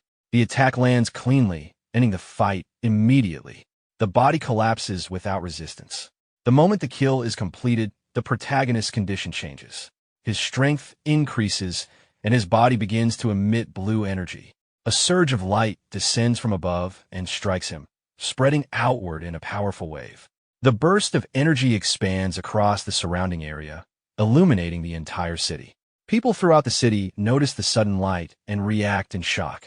Elsewhere, even those far from the scene notice the phenomenon. Back in the tunnel, the light fades. The protagonist stands among the remains of the battle. Around him, the bodies he arranged form a deliberate pattern. He looks at it briefly, then spreads his arms slightly, satisfied with the result. Meanwhile, at the Danri clan estate, the entire compound is engulfed in flames. Buildings burn as attackers flood the grounds, overwhelming the clan's defenses. The defending soldiers are cut down one after another, unable to resist the assault. In the midst of the chaos, Danri Chunwoo appears with his sword drawn. He looks around, trying to understand the sudden destruction. From within the fire, a figure steps forward and approaches him. As the person comes into view, the clan leader is visibly shaken. He demands to know their identity and the reason for the attack, but before he can finish, the attacker strikes. The blade cuts through his neck in a single motion. His head falls, followed by his body collapsing onto the ground. The attacker turns away from the corpse and looks toward the burning estate. He delivers a message to be passed along, stating that the Danri clan has been wiped out and that the stratagem should begin. Elsewhere, in a forest, Pega Hyol finishes his activity and pushes aside the woman beside him. Noticing her clothing, he realizes she was from the Danri clan and dismisses it as insignificant. At that moment, someone appears behind him. He turns and recognizes the arrival, noting that the task has already been completed. While getting dressed, he considers the situation, particularly the unusual signal that appeared earlier, and suspects that the Namgung clan may have become aware of the plan. He immediately gives orders to block all routes leading into Anhui and to begin the first stratagem. Behind him, a group of soldiers gathers, ready to move. The scene shifts back to the tunnel. Several soldiers stand in front of the display created by the protagonist. The bodies arranged on spears form a deliberate pattern, and the sight leaves them shocked. One of them reads the message written in blood across the wall. The words describe the moon, the emperor, and a wanderer becoming king, with the fall occurring under a full moon. The clan leader present at the scene listens and acknowledges that while the identity of the culprit is unknown, it is clear that someone is targeting the Namgung clan. He orders increased patrols and heightened vigilance as the wedding approaches, instructing his men to report anything unusual directly to him. As he leaves the tunnel, he reflects on the meaning behind the message. The emperor likely refers to the Namgung clan, and the full moon points to the wedding day. The remaining phrase troubles him, as he tries to determine who the one who walks slowly could be and what exactly is about to unfold. Inside the Namgung clan's main hall, tension rises as the leaders argue. Namgung Young, the Sky Sword Unit leader, slams his fist onto the table and insists that everything is a setup. He points out that Du Hyo-ok has not even been at the clan for an entire year and rejects the idea of suspecting him based on a strange message. To him, doubting their future son-in-law over such evidence would only bring ridicule upon the Namgung clan. Opposing him, Namgung In, the Limitless Sword Unit leader, argues that the message cannot be ignored. He focuses on the meaning behind the words left behind, stating that the wanderer clearly refers to Du Hyo-ok. He explains that the intruder infiltrated the clan, killed warriors, and deliberately left a message. This indicates a purpose beyond simple infiltration. The strange beam of light seen the previous night further supports the idea that something deliberate is unfolding. Namgung Young grows more enraged, refusing to accept imprisoning Du Hyo-ok based on uncertain claims. He warns that if this turns out to be a setup, it would damage both the clan's honor and their relationship with Namgung Hai. The clan leader intervenes and stops the argument. He acknowledges that both sides have valid points. The intruder is suspicious, but even a small possibility cannot be ignored. He reminds them that the Thunder Squad and Wind Unit are already investigating the matter. Another member confirms that the Heavenly Thunder Squad has been sent to scout the Hefei region. If any force is planning something during the full moon, there should already be signs. At that moment, a soldier rushes into the hall and delivers an urgent report. The person entering is Namgung-hu, the Heavenly Thunder Squad leader. Breathing heavily, he reports that all members sent for investigation have failed to return. They were expected back within a set time, but none of them came back. The room falls into shock. When asked what he concluded from this, Namgung-hu states that the Namgung clan is surrounded by enemies. The statement unsettles everyone present. Namgung-yung immediately demands to know who could possibly surround them. The clan leader begins to consider possibilities, but dismisses known forces such as the Yangtze groups, as they would not move inland and are already under truce. Namgung-yung questions what kind of force could even gather enough manpower in Anhui to encircle the Namgung clan. Namgung then arrives at a conclusion. There is only one force in all of Murim capable of such a feat, the Heavenly Demon Castle. The scene shifts away. Moving through the city toward the Namgung clan castle, the protagonist walks calmly. The words left behind earlier repeat in his mind, forming a clear pattern. He stops briefly, a faint smile appearing on his face as he repeats the meaning to himself. The full moon approaches, and the pieces of the plan begin to align. At the Namgung clan's training ground the next morning, the protagonist stands alone, forming a hand sign as blue energy begins to radiate from his palms. He closes his eyes and focuses inward. The flow of chi inside his body begins to move along the pathways that were forcefully created during the ritual. As he concentrates, the previous battle inside the tunnel replays vividly in his mind. Within that mental reconstruction, he faces the squad leader again. He watches each movement carefully, dodging an incoming strike. The sequence continues as the opponent attacks again. This time he avoids the initial blow, but is still struck at the final moment and slammed into the wall. He recognizes the flaw immediately. If the timing of the opponent's techniques had been more precise, the outcome would have been complete defeat. Understanding this, he begins adjusting his movements within the imagined battle. He activates every pressure point in his body and responds differently. This time, his counterattack lands cleanly. The strike overwhelms the opponent, severing his limbs and sending him crashing through the wall. He follows through, stepping out into the open space of the imagined battlefield and confirming the result of the fight. With that, the mental simulation ends. Back in reality, he exhales and steadies himself. The training has allowed him to analyze and internalize the flow of the battle. The temporary pathways created in his body have already begun to show their effectiveness. Even though they are artificial, the understanding gained through repetition is being embedded into his movements. With enough practice, he realizes he can reproduce martial techniques instead of merely imitating them. While focusing the energy between his palms again, a new realization forms regarding his current growth. At that moment, information appears before him, indicating that he has reached a new stage. His level has increased enough to unlock a class change condition. The requirement is clear. He must defeat 100 enemies of level 10 or higher. He assesses the condition calmly. The enemies he faced recently fall within that range, but even then, the fights were not easy. The last opponent was significantly stronger, and reaching the required count will not be simple. Before he can continue his thoughts, a loud explosion erupts from a nearby building, breaking the silence of the training ground. The scene shifts to earlier. Do Hyo-ok walks through the area near the tunnel entrance where the bodies were discovered. The place is now heavily guarded, with a large number of warriors securing the surroundings. He observes the situation briefly, taking in the increased security, then turns and walks away without drawing attention. As he moves through the city, he reflects on the sudden changes. The appearance of the bright signal has tightened security and drawn more forces into the area. The situation has become unstable, and he realizes that he needs to relay this development to the others as soon as possible. As Do Hyo-ok move through the area, a voice suddenly calls out to him. He turns and recognizes Namgung-in, the Mu-ae Sword Division leader. The unexpected encounter immediately puts him on alert, though he maintains a calm expression. He offers a casual explanation, claiming he came to check the so-called blessing light that had appeared earlier. Namgung-in listens and responds lightly, but his tone carries intent. At a subtle signal, the surrounding soldiers prepare themselves, gripping their weapons. Do Hyo-ok does not respond further. Seeing the silence as confirmation, Namgung-in orders him to come along to the Emperor's Hall, making it clear that refusal is not an option. He turns and begins to leave with his men. For a brief moment, Do Hyo-ok remains still.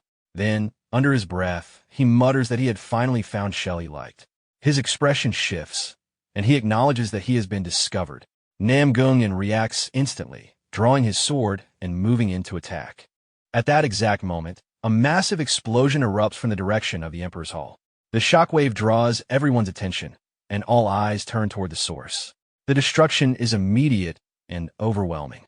Before anyone can process it, a powerful presence emerges behind Nam Gung-in. Do Hyo-ok rises into the air, his body radiating intense golden energy. The shift in presence is undeniable. Nam Gung-in is visibly shaken as he turns to face him. Without hesitation, Do Hyo-ok points his sword forward and releases a condensed lightning attack. The strike lands instantly, engulfing the area behind Nam Gung-in and causing massive destruction. The explosion draws civilians from nearby areas. As they gather and witness the scene, confusion quickly turns into fear when they recognize Do Hyo-ok. Nam Gung-in is thrown back by the force, crashing into a wall and suffering severe injuries. Even accounting for the surprise, the sheer power of the attack leaves him in disbelief. Do Hyo-ok advances slowly, still radiating energy. A nearby civilian, unable to understand the situation, steps forward and tries to stop him. Before he can finish, Do Hyo-ok swings his blade and cuts him down instantly. Panic spreads. The gathered crowd breaks apart, fleeing in all directions as fear takes hold. Shouts echo through the streets as people run, realizing the danger too late. Do Hyo-ok watches them with a satisfied expression. Nam Gung-in, struggling to remain conscious, questions his identity, realizing that the man before him is no longer the same person they knew. Do Hyo-ok offers no explanation. He simply moves forward to finish him. As the attack is about to land, a figure intervenes. Tang Wu appears at the final moment, stopping the strike. A poison dart is driven into Do Hyo-ok's hand, disrupting his movement, while Tang Wu blocks the incoming blade with precise control. He stands between them, halting the attack and confronting Do Hyo-ok directly. Tang Wu stands firmly on Do Hyo-ok's blade and demands to know what he is doing. Their auras surge outward and collide, the pressure between them distorting the air. At that moment, the protagonist arrives and observes the confrontation. He immediately recognizes that Tang Wu has stepped in, just as expected. Do Hyo-ok struggles against the poison dart embedded in his hand. His body resists, but the restraint holds him in place for a moment. Then, with a sudden release of power, a burst of golden energy erupts from him, forcing Tang Wu backward. Tang Wu stabilizes himself midair and lands without injury. Nam Gung-in, still injured on the ground, expresses his relief. Tang Wu remarks coldly that the state of Murim has deteriorated, noting how a man in the position of a son-in-law could turn on his own allies. Do Hyo-ok advances again, golden energy flaring around him. He tears away the upper part of his clothing, revealing his body as he speaks with a twisted calm, treating betrayal as something natural within Jianghu. Another explosion echoes from elsewhere in the compound, adding to the growing chaos. Tang Wu gathers multiple poison darts around him, his expression hardening. He gives a final chance for an explanation, demanding Do Hyo-ok reveal his identity and intentions. Do Hyo-ok shows no urgency to answer. Instead, he acknowledges Tang Wu's technique with interest, but makes it clear he has no intention of continuing the fight here. Watching closely, the protagonist realizes that Do Hyo-ok is preparing to retreat. It also becomes clear that his presence here has a specific purpose, as if he has been searching for something. At that moment, Tang Hua appears nearby, confused by the situation and drawn toward the commotion. The protagonist notices her arrival and immediately understands the connection. Do Hyo-ok's attention shifts instantly. He locks onto her and moves without hesitation. Tang Wu reacts with anger and prepares to intercept, while the protagonist moves at the same time, rushing toward her position. Midway through his advance, Do Hyo-ok throws his sword, infused with condensed golden energy. The weapon travels like a bolt of lightning straight toward Tang Hua. Tang Wu is caught off guard by the sudden change in attack. Tang Hua freezes, unable to react as the strike closes in. Before it reaches her, the protagonist steps in front of her and shields her body, pulling her in to block the attack. The impact creates a violent explosion of light, tearing into the ground and forming a deep crater. As the dust settles, Tang Wu rushes forward, calling out in urgency. When he reaches the crater, he stops. At its center, the protagonist is seated, holding Tang Hua in his arms. She is unconscious but alive. Tang Wu approaches and calls out to the protagonist, asking if he was the one who saved Tang Hua. Without replying, the protagonist walks forward, still holding her, and carefully hands her over. Tang Wu receives her and looks at him with a brief, uncertain expression before his face softens. He begins to thank him, but his words are cut short. Laughter echoes from above. Du Hyo-ok sits on top of a nearby building, watching them with a distorted, almost playful expression. Tang Wu turns toward him, irritation immediately rising. The protagonist studies him quietly and recognizes the difference in presence. The man is not ordinary. His strength is enough to stand against Tang Wu directly. Du Hyo-ok addresses Tang Wu briefly, then remarks that he will return again soon. His tone is casual but deliberate. As he turns to leave, something catches his attention. He pauses and looks back toward the protagonist. A faint but heavy darkness leaks from the protagonist's body. His face is partially hidden, but a restrained, unsettling smile remains. Du Hyo-ok watches him for a moment, then understands. He identifies him as the one responsible for the pillar of light from the previous night and the one who interfered with his plans. He acknowledges it without hesitation, then casually promises they will meet again. With a surge of golden energy, he launches himself into the air and disappears. Tang Wu reacts immediately, anger rising as he attempts to pursue, but stops when Tang Hua stirs in his arms. She regains consciousness weakly, calling out to him. Realizing the situation, Tang Wu abandons the chase and admits they have been outplayed. The scene shifts to the Emperor's Hall. The building is heavily damaged, its structure partially collapsed from the explosions. The remaining soldiers gather among the injured and the dead. The clan leader sits among them, observing the destruction and reflecting on the situation. He concludes that everything, from Du Hyo-ok's actions to his marriage into the clan, had been planned in advance. With their communication lines cut and their defensive formation destroyed, the Namgung clan is now completely trapped. Namgung enters the hall and proposes their options: fight, flee, or send a messenger. The clan leader immediately dismisses the first two, recognizing they are no longer viable. Namgung explains that sending a messenger to the Murim Alliance is the only realistic choice. Reinforcements could arrive within days if the message is delivered successfully.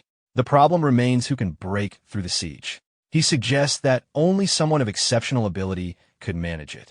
The clan leader understands the implication, but questions whether even Tang Wu could accomplish such a task alone. After a brief pause, Namgung presents the final part of his plan. They will use the wedding guests currently inside the clan, hundreds of people who are already desperate to escape, as part of the strategy. Night settles over the Namgung clan as the scene shifts to a palace near a river that runs beneath a mountain cliff. Inside, the atmosphere is tense. The clan leader sits in silence while Tang Wu stands nearby. The protagonist and Tang Hua remain close, observing without speaking. The clan leader glances toward the protagonist and questions his presence. Tang Wu answers directly, stating that the boy now carries the Tang family name and can be trusted, urging him to continue without concern. After a brief pause, the clan leader lowers himself and makes a formal request. He asks Tang Wu to leave with the wedding guests through Soho Lake and secure reinforcements. Tang Wu reacts with irritation, immediately pointing out the cost of such a plan. He knows that many would die attempting it. Still, he does not reject the idea outright. The clan leader explains further. If they travel by water from Soho Lake to the Yangtze River, they can seek aid from the 18 strongholds that control the waterways.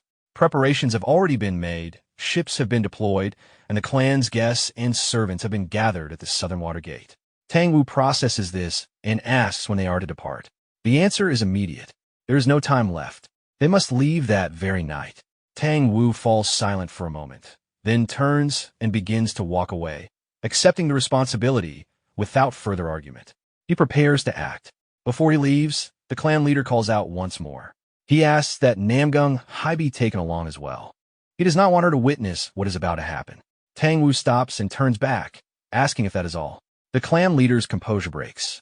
Fear shows clearly as he admits the truth, He is not certain the clan can survive what is coming. There is doubt that they can even endure for 10 days. Tang Wu responds sharply, his anger rising. He rejects the idea outright and declares that as long as he is present, the clan will not fall so easily. He orders the clan leader to endure, to hold on no matter what, and makes it clear that he will return with reinforcements. The decision is made. The next phase begins. Tang Hua calls out loudly as Tang Wu leaves, her voice filled with urgency, but he does not stop. He exits without turning back. Inside the palace, the clan leader remains seated, his expression heavy and quiet. The weight of the decision lingers in the room. Nearby, the protagonist watches him in silence, taking in everything that was said. The scene shifts. The protagonist now stands alone on a mountain cliff near the palace, overlooking the river under the moonlight. The water reflects the night sky as he remains still, thinking. He considers the situation calmly. Saving Tang Hua had its value, as it allowed him to hear the Namgung clan's plan directly. But the plan itself is unstable and filled with uncertainty. Behind him, Tang Hua steps out of the palace. She is visibly tense, running her hands through her hair as she mutters to herself, unable to understand her grandfather's intentions. As she notices the protagonist standing there, she immediately composes herself, suppressing her frustration.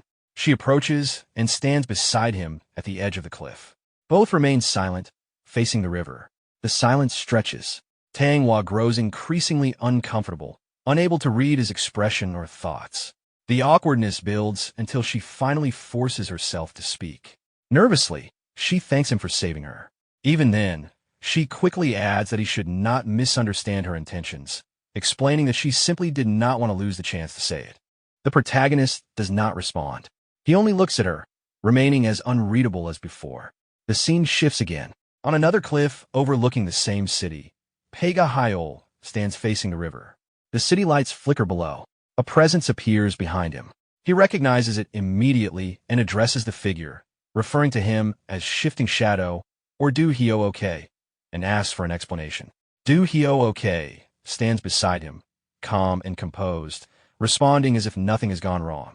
Pega Hyol counters, pointing out the obvious failure, for Shadow's lost, the objective incomplete, and the fact that Du Hyo-ok himself has returned.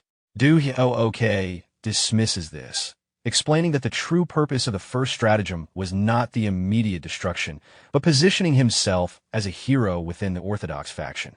Then he states that his current situation does not prevent that outcome. At that moment, a strange surge of energy begins to emanate from his body. His form distorts unnaturally, shifting and changing. The transformation continues until his appearance completely alters. Within moments, he takes on the form of Namgung Hai. Standing there in her likeness, he calmly explains that in this form, he no longer needs the original. With her identity, he can naturally position himself as the successor of the Namgung clan. Pega Hyol watches, visibly shocked, as the realization sets in.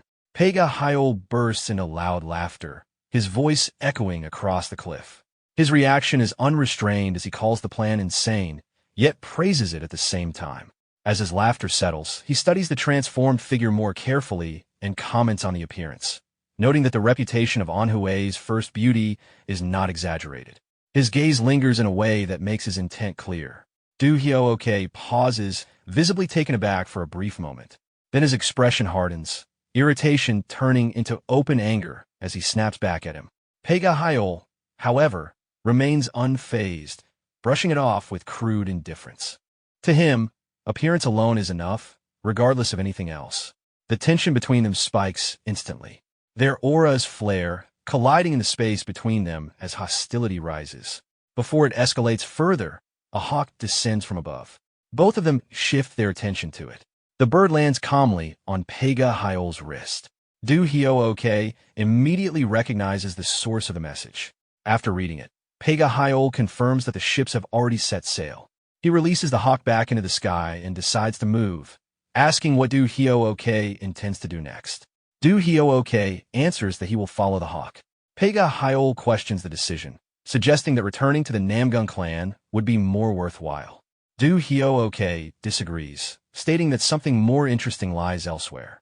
Pega Hyol presses further, mentioning Tang Wu and dismissing the idea that a single master could outweigh the importance of the entire Namgung clan. Then something clicks in his mind. He recalls the strange pillar of light and realizes there might be a connection. He demands to know if Du Hyook has identified its source. Du Hyook refuses to answer. Without giving anything away, he launches himself into the air and disappears. Pega Hyol calls out after him, but there is no response. Left alone on the cliff, he stands in irritation as the situation slips beyond his control. The scene shifts. Several ships are already moving across the river, cutting through the dark water onto the night sky. On one of them, Tang Wu stands alongside Tang Hua and the protagonist. The group remains unaware that they are being watched. From the distant shore, a gray-haired man with a scarred face observes them through a viewing device. After confirming what he sees, he immediately turns and runs toward the dock. He boards another ship where his superior is waiting and reports that the target has been confirmed. At his words, the order is given without hesitation. The ships begin to mobilize. At the center of it all stands their leader, a gray-haired, muscular woman marked with numerous scars. She commands the fleet with calm authority. She is the supreme stronghold chief of the 18 waterway strongholds of the Yangtze River, known as Water Shadow. The scene continues aboard the ship. Tang Wu stands near the railing, watching the dark river ahead. The protagonist glances toward Tang Hua and Namgung Hai, quietly assessing the situation. In his mind, he reaches a clear conclusion. No matter how powerful Tang Wu is, in a true life-and-death situation, the two girls would become a burden. And if a choice had to be made between the three of them, he knows he would be the one abandoned. With that understanding, he prepares himself mentally. The ships continue moving forward across the river. Tang Wu remains focused on the surroundings. After a long stretch of silence, he notes that something feels wrong. There has not been a single sign of enemies along the route. Given the scale of the force capable of surrounding the Namgung clan, such an absence does not make sense. He immediately orders precautions. At his command, the speed of the ships is reduced. As the crew adjusts the sails and movement, one of the workers suddenly notices something in the distance and calls out. Lights appear ahead. Everyone looks forward. Dozens of brightly lit ships are approaching them across the water. Excitement spreads instantly among the passengers. Many assume that reinforcements have arrived, believing the Namgung clan's message must have reached its allies. Relief begins to spread across the ships. Tang Wu, however, does not react the same way. He narrows his gaze and studies the approaching fleet more carefully. The flags become visible, revealing the identity of the incoming force, the 18 waterway strongholds of the Yangtze River. For a brief moment, it seems to match what was expected, but something feels off. Tang Wu notices the number of ships and their formation. Instead of approaching like reinforcements, they are positioned in a way that blocks the path ahead. He processes it quickly. There were no enemies along the route, and now an entire fleet stands directly in their way. The realization begins to settle that this is not a rescue. Tang Wu's expression hardens as the realization fully sets in. He immediately raises his voice and warns everyone that the incoming fleet is not there to help. The excitement among the people breaks into confusion as he urgently orders them to turn the ships around. His tone leaves no room for doubt. These are enemies, and they need to retreat at once. Before the ships can properly respond, the situation escalates. On the opposing fleet, the leader, Water Shadow, stands at the front of her ship, calmly observing the target.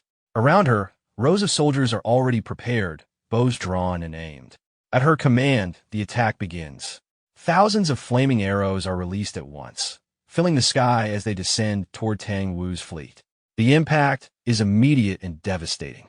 Arrows strike the ships, setting them ablaze and cutting down people across the decks. Panic spreads as fire begins to consume the vessels. Tang Wu reacts instantly. With his power, he forms a protective barrier around his ship, deflecting the incoming flames and shielding those closest to him. Even so, the surrounding ships continue to burn and collapse under the assault. The protagonist watches the destruction unfold, unable to ignore the scale of the attack. Tang Wu raises his voice again, trying to regain control of the situation and order a retreat. But as he turns, he notices something worse. More enemy ships are closing in from behind. The fleet is surrounded. Tang Hua realizes it at the same time and calls out in panic. There is no clear path forward or backward. Seeing no other option, Tang Wu immediately redirects the plan. He orders everyone to move toward the riverbank, aiming to escape on a land while there is still time. Before they can act, another attack lands. Water Shadow's ship crashes into one of theirs. From the impact point, she launches herself into the air and lands directly onto the enemy's ship.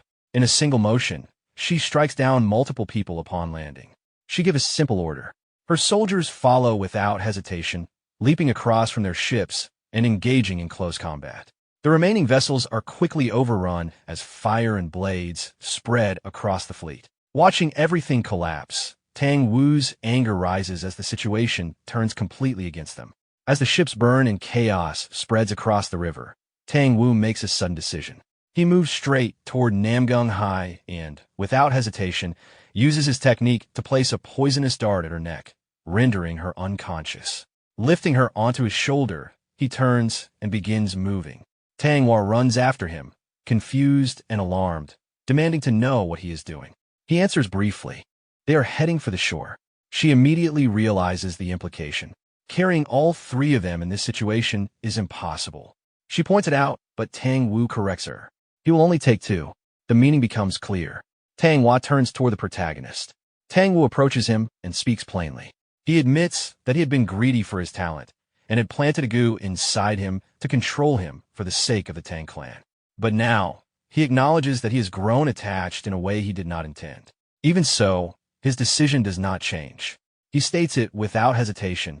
He will not kill him, but he will not save him either.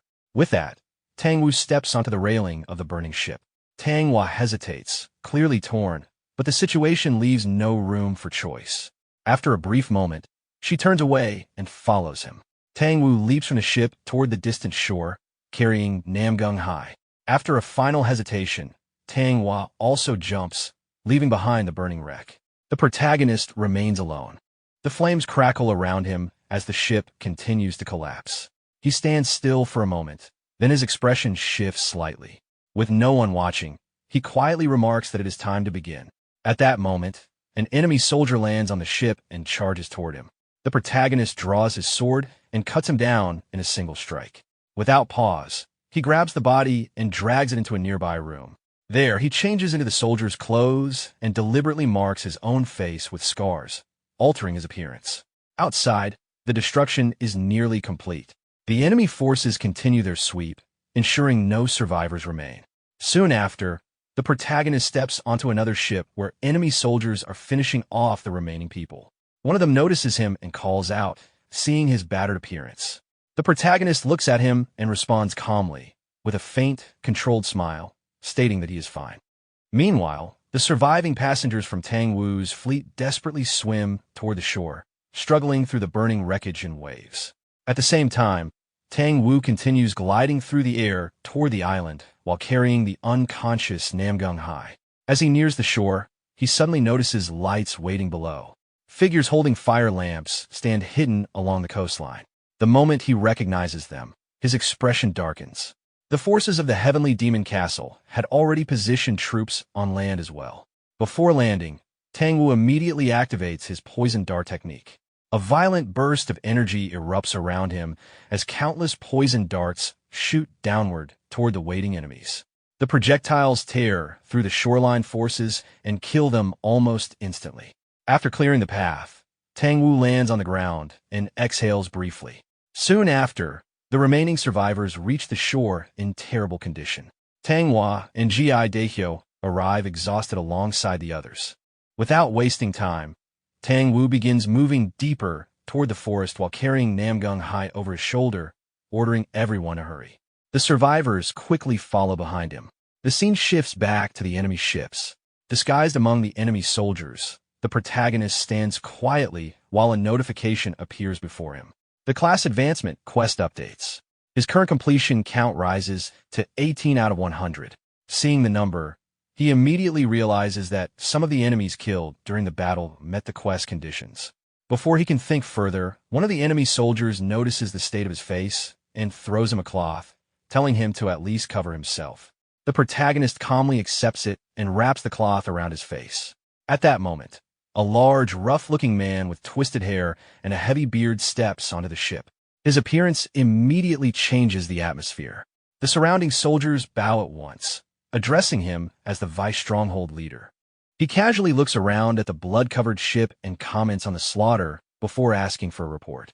One of the soldiers explains that everyone aboard the ships has been killed, but Tang Wu and several survivors managed to escape onto the shore. The vice leader scratches his head and remarks that he will need to report this to the stronghold leader. He orders the soldiers to wait for further instructions. The soldiers obey immediately. From a distance, the protagonist silently watches the exchange, gathering information. Elsewhere on the fleet, Water Shadow stands near the railing of her ship, staring out toward the dark shoreline. The vice leader approaches her and stands at her side. Without even turning toward him, Water Shadow remarks that he is late and addresses him directly as Shifting Shadow. He reacts with slight surprise, asking if she already knew. Water Shadow explains that Ash Shadow had informed her beforehand. Then she calmly adds that no matter what form he takes, man or woman, his smile never changes. The man standing in the appearance of the Vice Stronghold leader was not truly the Vice leader at all, but Shifting Shadow in another disguise, the demonic form of Du Hyo-ok. After hearing Water Shadow's words, Shifting Shadow calmly remarks that he will remember it. He then asks what they plan to do about Tang Wu.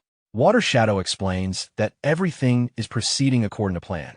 Tang Wu is being driven towards Xianzheng Mountain, a place formed between steep mountains and valleys. There, he will eventually be cornered against a cliff with nowhere left to escape.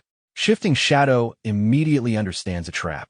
With a chaotic smile, he remarks that Tang Wu is likely climbing toward his own grave without even realizing it. Water Shadow tightens her grip on her weapon and orders the remaining forces to prepare for departure. As Shifting Shadow turns to leave, he casually comments that one of the 10 greats facing 2 shadows, or possibly 3, is already excessive, though certainty is always preferable. Then he suddenly pauses. He asks Water Shadow if she has seen anyone unusual, someone with pitch-black eyes, or perhaps a martial artist whose techniques emit light. Water Shadow replies that she is not. As he walks away, Shifting Shadow quietly thinks to himself that every route has already been sealed off, yet the person disappeared without a trace. Still, he concludes that a large enough massacre will eventually reveal the answer. The scene shifts to the mountains of the island. Deep within the forest, a group of enemy soldiers suddenly appears in front of the Black Crow unit. Before the enemy can even attack, Tang Wu reacts instantly.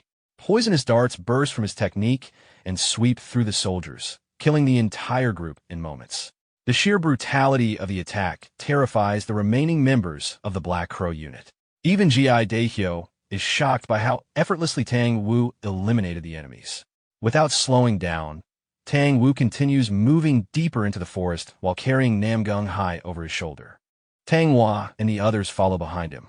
As he walks, he tells G.I. Daehyo that they will continue advancing. G.I. Daehyo watches him move farther ahead, then turns toward his own exhausted unit. Irritation and helplessness show on his face. Finally, he orders the soldiers to rest briefly. The weary soldiers immediately collapse onto the ground to recover.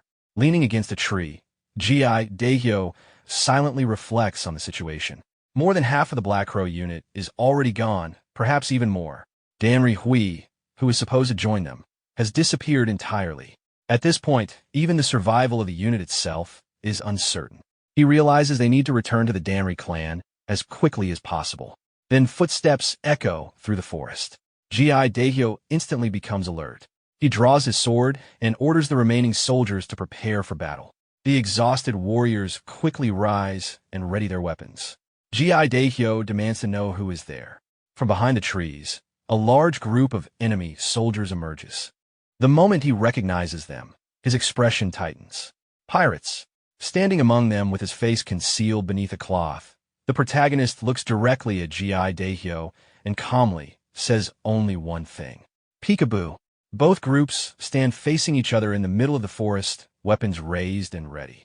The enemy soldiers charge first, rushing toward the exhausted Black Crow unit while shouting for everyone to be killed. G.I. Daehyo immediately leads his men forward as well, yelling at them not to die and promising that they would all survive and return to the Danri clan. The two forces collide violently. In the middle of the chaos, the protagonist suddenly rushes straight toward G.I. Daehyo. His sword swings down with immense force. Daehyo blocks the attack, but the impact drives him backward across the ground. While struggling to stabilize himself, he realizes his body is already nearing its limit and understands that the fight must end quickly. Without hesitation, Daehyo activates his martial art. Blue energy erupts from his body as he uses the single-stream 10-sword style, flying swallow 10 successive swords. The energy spreads through the battlefield like sharp streams of sword force, attacking from multiple directions at once. At first, the protagonist struggles to follow the strange, tentacle-like sword energy, but he quickly adjusts. He narrowly dodges and blocks the incoming attacks one after another. As he continues focusing on Daehyo's movements, his vision sharpens. Now, he can clearly see the path of the sword. From midair, Daehyo charges again and mocks the tricks being used against him. This time, the protagonist perfectly intercepts the attack. In the same motion, he drives a powerful kick into Daehyo's face, sending him flying upward from a force. The protagonist immediately follows up and begins activating the three forces sword technique. Daehyo barely avoids the next strike and instantly counterattacks, thrusting his sword directly toward the protagonist's chest. The blade pierces through perfectly. Thinking he has won, Daehyo declares that the protagonist finally lowered his guard. But his expression changes immediately.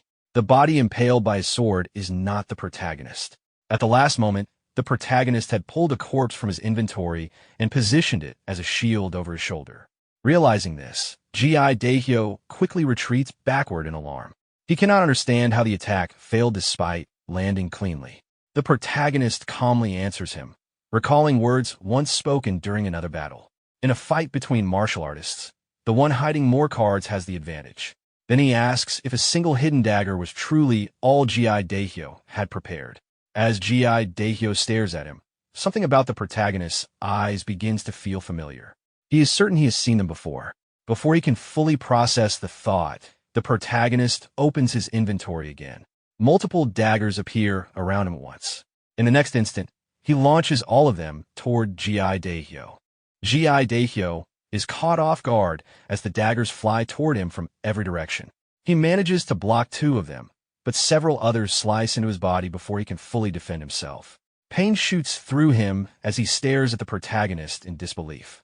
By now, he is certain his eyes were not deceiving him. The protagonist has been summoning weapons from thin air throughout the battle, using some kind of incomprehensible technique. Before Daehyo can recover, the protagonist lowers his stance and rushes toward him again. At the same moment, another enemy soldier charges in from behind Daehyo, trying to kill him while shouting. Daehyo instantly realizes he is trapped between attacks from both sides and believes there is no way to avoid them. But instead of attacking him, the protagonist suddenly turns and drives his sword straight through the enemy soldier's chest, brutally killing him before the strike can land. With a twisted expression, the protagonist warns the soldier not to interfere with his hunt. Watching this, Daehyo finally recognizes those eyes. The realization strikes him all at once. The horse handler from the Danri clan. Sosum. Fury explodes across his face as he screams the name aloud, unable to believe that someone he once looked down upon had deceived him this entire time. Consumed by rage, Daehyo attacks wildly, demanding to know since when he had been hiding his true nature. The protagonist avoids the first strike with ease. Daehyo follows with another brutal attack using both swords, but this time the protagonist blocks him directly. Still enraged, Daehyo accuses him of being the demon behind the suicide plague in Bonyang as well. The protagonist forcefully throws him backward. Refusing to give up, Daehyo charges once more, shouting that the protagonist was nothing more than a servant who cleaned horse dung in the Danri clan. At that moment, the protagonist changes his weapon. The sword transforms into whip-like blades that spread outward from all directions around Daehyo. Before he can react, both of Daehyo's hands are severed instantly. Shock floods his face. In the next moment, countless cuts appear across his entire body. Blood sprays everywhere as panic overtakes him. He desperately mutters that he still needs to return to the Danri clan. Then his body bursts apart completely. Flesh and blood scatter across the battlefield. The protagonist calmly watches the remains and quietly reflects that the one who hides more always has the advantage. Around them, the Black Crow unit has already been wiped out. One of the enemy soldiers curses loudly, wondering where the reinforcements are. The protagonist notices the same thing. At some point during the battle, the flow of reinforcements had completely stopped. Something must have happened deeper in the forest. Then another soldier suddenly spots movement in the distance and excitedly announces that the reinforcements have finally arrived, complaining that the higher-ups are always late. From the forest, two figures emerge. Water Shadow and Shifting Shadow arrive alongside a new wave of forces. But something immediately feels wrong. One of the soldiers notices that the newcomers are wearing their clothes inside out and begins questioning them in confusion. Before he can finish speaking, Water Shadow suddenly moves. With a single strike, she shatters the soldier's body into pieces. The surrounding soldiers freeze in horror. Standing amidst the blood, Water Shadow smiles coldly and gives the order. Leave none alive. Slaughter everyone. Meanwhile, the forces that arrived with Water Shadow suddenly turn on their own allies. The soldiers who had been fighting alongside them moments earlier are caught completely off guard as blades begin cutting through their ranks. Panic spreads instantly. One soldier collapses onto the ground, desperately begging to be spared while demanding to know why this is happening. Another soldier hesitates, unable to continue the slaughter. He curses in frustration, saying he can no longer kill his own comrades. Before he can say anything more, Water Shadow appears behind him. With one strike, she splits his body apart. Blood scatters across the ground as she coldly warns the others that anyone who refuses to obey will die by her own hands. Terrified, the remaining soldiers immediately resume the massacre. Fear completely overrides loyalty as they begin slaughtering each other without hesitation. Water Shadow personally kills the last surviving soldier herself. Nearby, the protagonist watches everything silently from behind a large rock. The moment the massacre ends, he immediately moves. Using the confusion as cover, he rushes deeper into the forest at full speed. Behind him, Water Shadow's forces continue advancing through the mountain, sweeping through the area like hunters closing a trap. The protagonist hides briefly behind a tree and listens as one of the soldiers shouts that no one is allowed to escape. The order is absolute. Realizing the same thing is happening across the entire mountain, the protagonist quickly changes direction and continues deeper into the forest. As he runs, he understands the situation clearly. They are killing even their own pirates. The entire mountain has been surrounded. This is not a normal pursuit. It is a driving hunt. For the first time, he realizes he has become the prey. While moving through the forest, he suddenly spots a small group of enemy soldiers resting ahead. Without hesitation, he attacks immediately.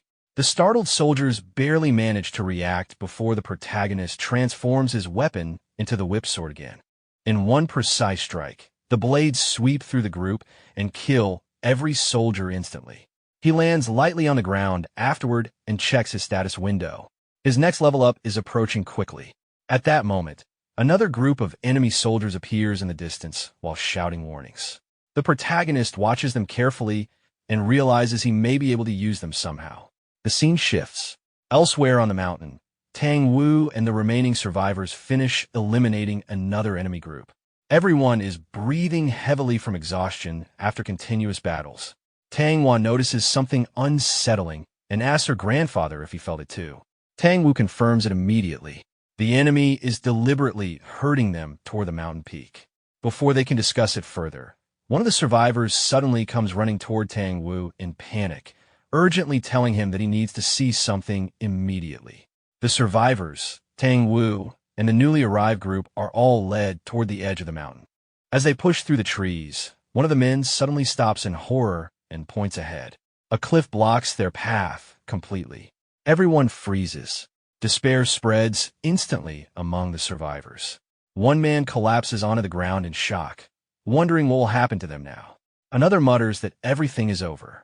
Someone else panics completely, shouting that he had only come to celebrate the wedding and never expected to die like this.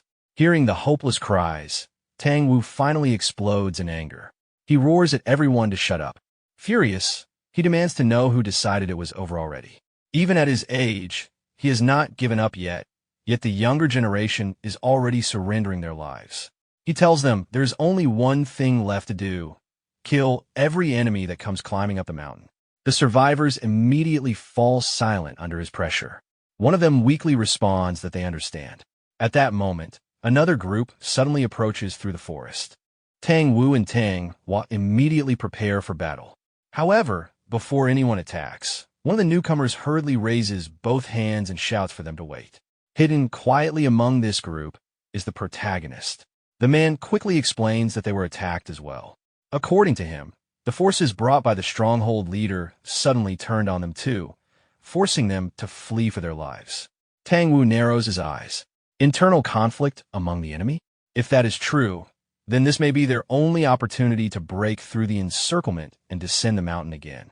Tang Wu immediately orders everyone to move aside if they do not wish to die, because they are heading back down the mountain immediately. Before anyone can move, a loud voice echoes from the forest. The laughter alone is enough to freeze the atmosphere. Everyone turns toward the source of the voice in shock. From behind the trees, Water Shadow slowly emerges alongside Shifting Shadow and a massive army of enemy soldiers. Shifting Shadow walks forward casually while mocking Tang Wu for running so desperately only to corner himself like a rat trapped inside a jar. Tang Wu becomes furious and demands to know who he really is. In response, Shifting Shadow calmly transforms back into the appearance of Du Hyo-ok. Seeing that familiar face again, Tang Wu's rage intensifies instantly. Water Shadow coldly tells Shifting Shadow to stop wasting time and deal with the soul-chasing poison hand already. But Shifting Shadow only smiles. According to him, Tang Wu is going to die anyway, so there is no reason to rush. Besides, one particular person still has not arrived yet, and there is something he wishes to ask first. He then turns toward Tang Wu and calmly asks about the person Tang Wu had been carrying around earlier. That worthless piece of trash. Where is he now? Hidden among the surviving soldiers, the protagonist quietly watches Shifting Shadow. From their perspective, he realizes he has become someone who absolutely must be hunted down and killed. The flash of light that appeared that night and his repeated interference must have completely ruined their original plans. With trembling fingers, he grabs the area above his heart. Despite the danger, a chaotic excitement spreads across his face.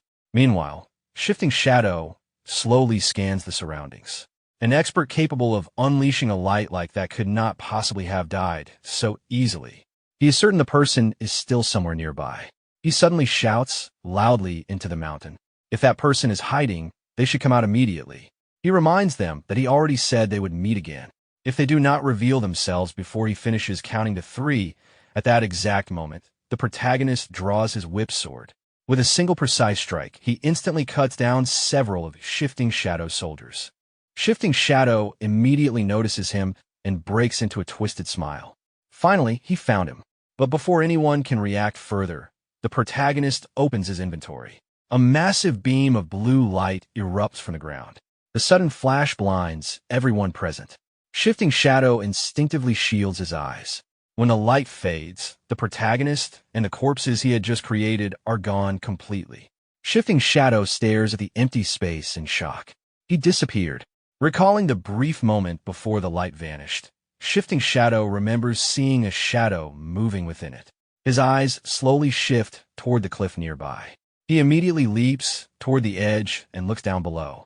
Even Tang Wu would not survive such a fall unharmed. Did he commit suicide?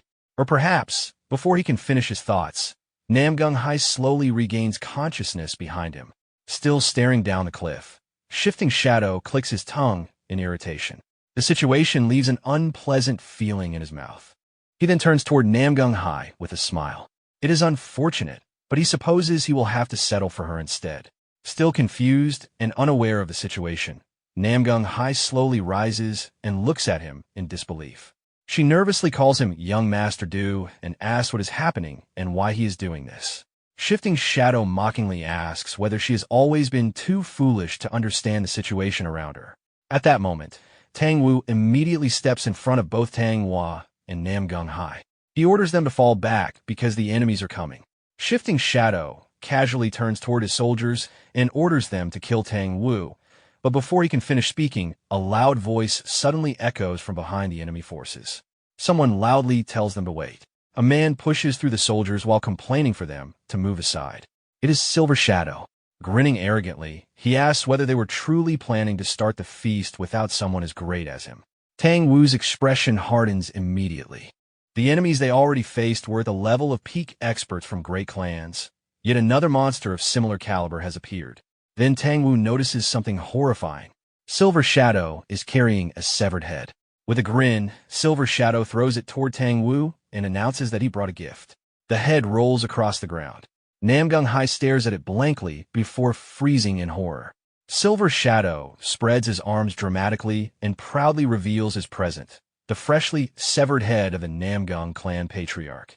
The moment Silver Shadow reveals the severed head of the Namgung clan patriarch, everyone freezes in horror. Namgung Hai trembles violently before running toward the head lying on the ground.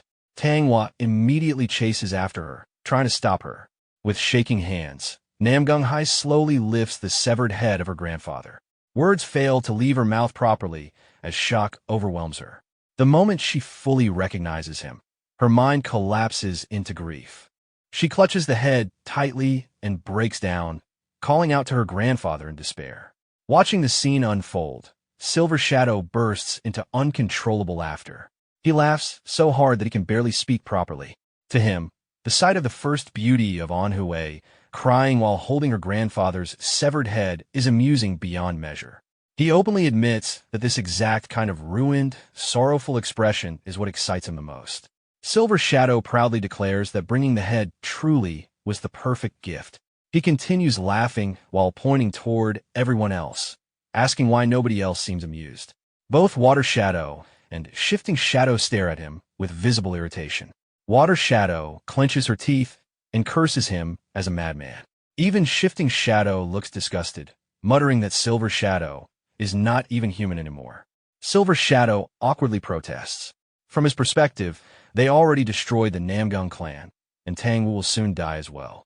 That would make 2 beyond peak experts dead, along with 2 beautiful women for him to keep beside him. At that moment, Tang Wu suddenly activates the Dragon Phoenix Golden Needles. Using his hidden arts, he launches both Tang Hua and Namgung Hai into the air with tremendous force, sending them down the cliff. Namgung Hai cries out in shock. Tang Wu reveals that he poured half of his remaining internal energy into the needles. Even so, he knows it is not enough for them to descend the cliff safely. Their limbs may be destroyed. They may even become crippled for life. But none of that matters to him anymore. Their survival is more important than anything else. Shifting Shadow immediately realizes what Tang Wu is doing and shouts at him in anger. Ignoring him completely, Tang Wu roars toward Tang Hua as the 2 girls descend the cliff. He commands Tang Hua of the Sichuan Tang clan to survive no matter what. Even if broken, even if ruined, she must stay alive and one day return to repay this blood debt in his place. As Tang Hua is dragged downward by the power of the needles, she desperately screams for her grandfather. Silver Shadow completely loses his temper. Furious that Tang Wu took away the women he considered his prizes, he immediately draws his sword and launches himself toward Tang Wu. But before he can reach him, Tang Wu releases a massive eruption of internal energy. The overwhelming aura explodes outward and violently blasts Silver Shadow backward through the air. Even Silver Shadow becomes shocked by the sudden pressure radiating from Tang Wu's body. Immense energy surges outward from the soul-chasing poison hand. Standing alone before the heavenly demon castle forces, Tang Wu calmly declares that the only thing he still possesses now is the empty title of one of the 10 greats. And from this moment onward, he, Tang Wu, will personally reap their spirit essence. Along with the corpses stored inside his inventory, the protagonist continues descending the massive cliff. He drives his sword deep into the rocky surface and uses it to slow his fall while sliding downward. As he descends, he calculates the distance mentally. He has already descended roughly 500 meters, but there are still well over 1,000 meters left below him. Descending a cliff like this is practically suicide. However, after repeatedly leveling up, his body has become far stronger than before. If he uses the corpses stored inside his inventory as temporary footholds and buffers to reduce the impact of the descent, surviving may still be possible. Suddenly, his sword strikes a massive rock protruding from the cliffside. The impact violently throws him off balance. His sword slips from his hand and falls away. The protagonist immediately panics. But instead of freezing, he instantly activates his inventory. The inventory bursts open midair. Multiple swords and corpses spill outward into the empty space around him. Using the floating corpses as stepping points, the protagonist rapidly jumps from body to body before finally grabbing his sword again. The moment he regains it, he drives the blade back into the cliff wall. Using another corpse as support, he stabilizes himself once more and continues descending. While sliding downward, he reminds himself that eventually everyone will end up at the bottom of this cliff. Tang Wu, the enemies, everyone. No matter what happens above, he only needs to survive this descent first. After that, he can look for an opportunity. Meanwhile, at the top of the cliff, immense poisonous energy erupts from Tang Wu's body. Watching the overwhelming aura, Shifting Shadow becomes deeply alarmed. He realizes Tang Wu had been unable to use his full poison arts earlier because he was protecting the others. But now, after sending Tang Hua and Namgung Hai away, Tang Wu no longer has anything holding him back. To Shifting Shadow, the fact that Tang Wu risked even his granddaughter's life at the end proves one thing: the old man has been cornered completely. Shifting Shadow immediately orders all soldiers to attack. After hesitating briefly, the enemy forces charge forward together, shouting for Tang Wu's death. Some even scream that they will personally kill the soul-chasing poison hand themselves. At the same time, the remaining survivors are slaughtered as the enemy army advances through the battlefield. Yet Tang Wu does not move. He calmly stands in place before activating one of his poison arts, soul-dementing Ghost Poison Hand. A massive wave of dense toxic aura erupts outward from his body.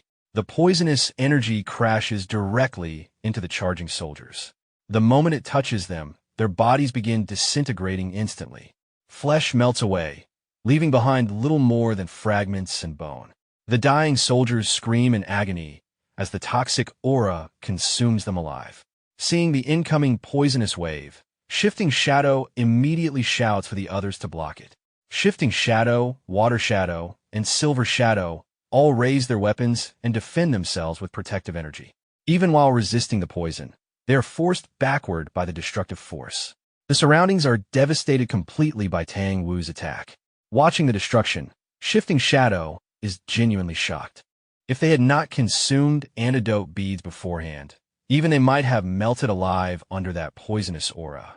Meanwhile, Silver Shadow suffers heavily from the poisonous aura released by Tang Wu.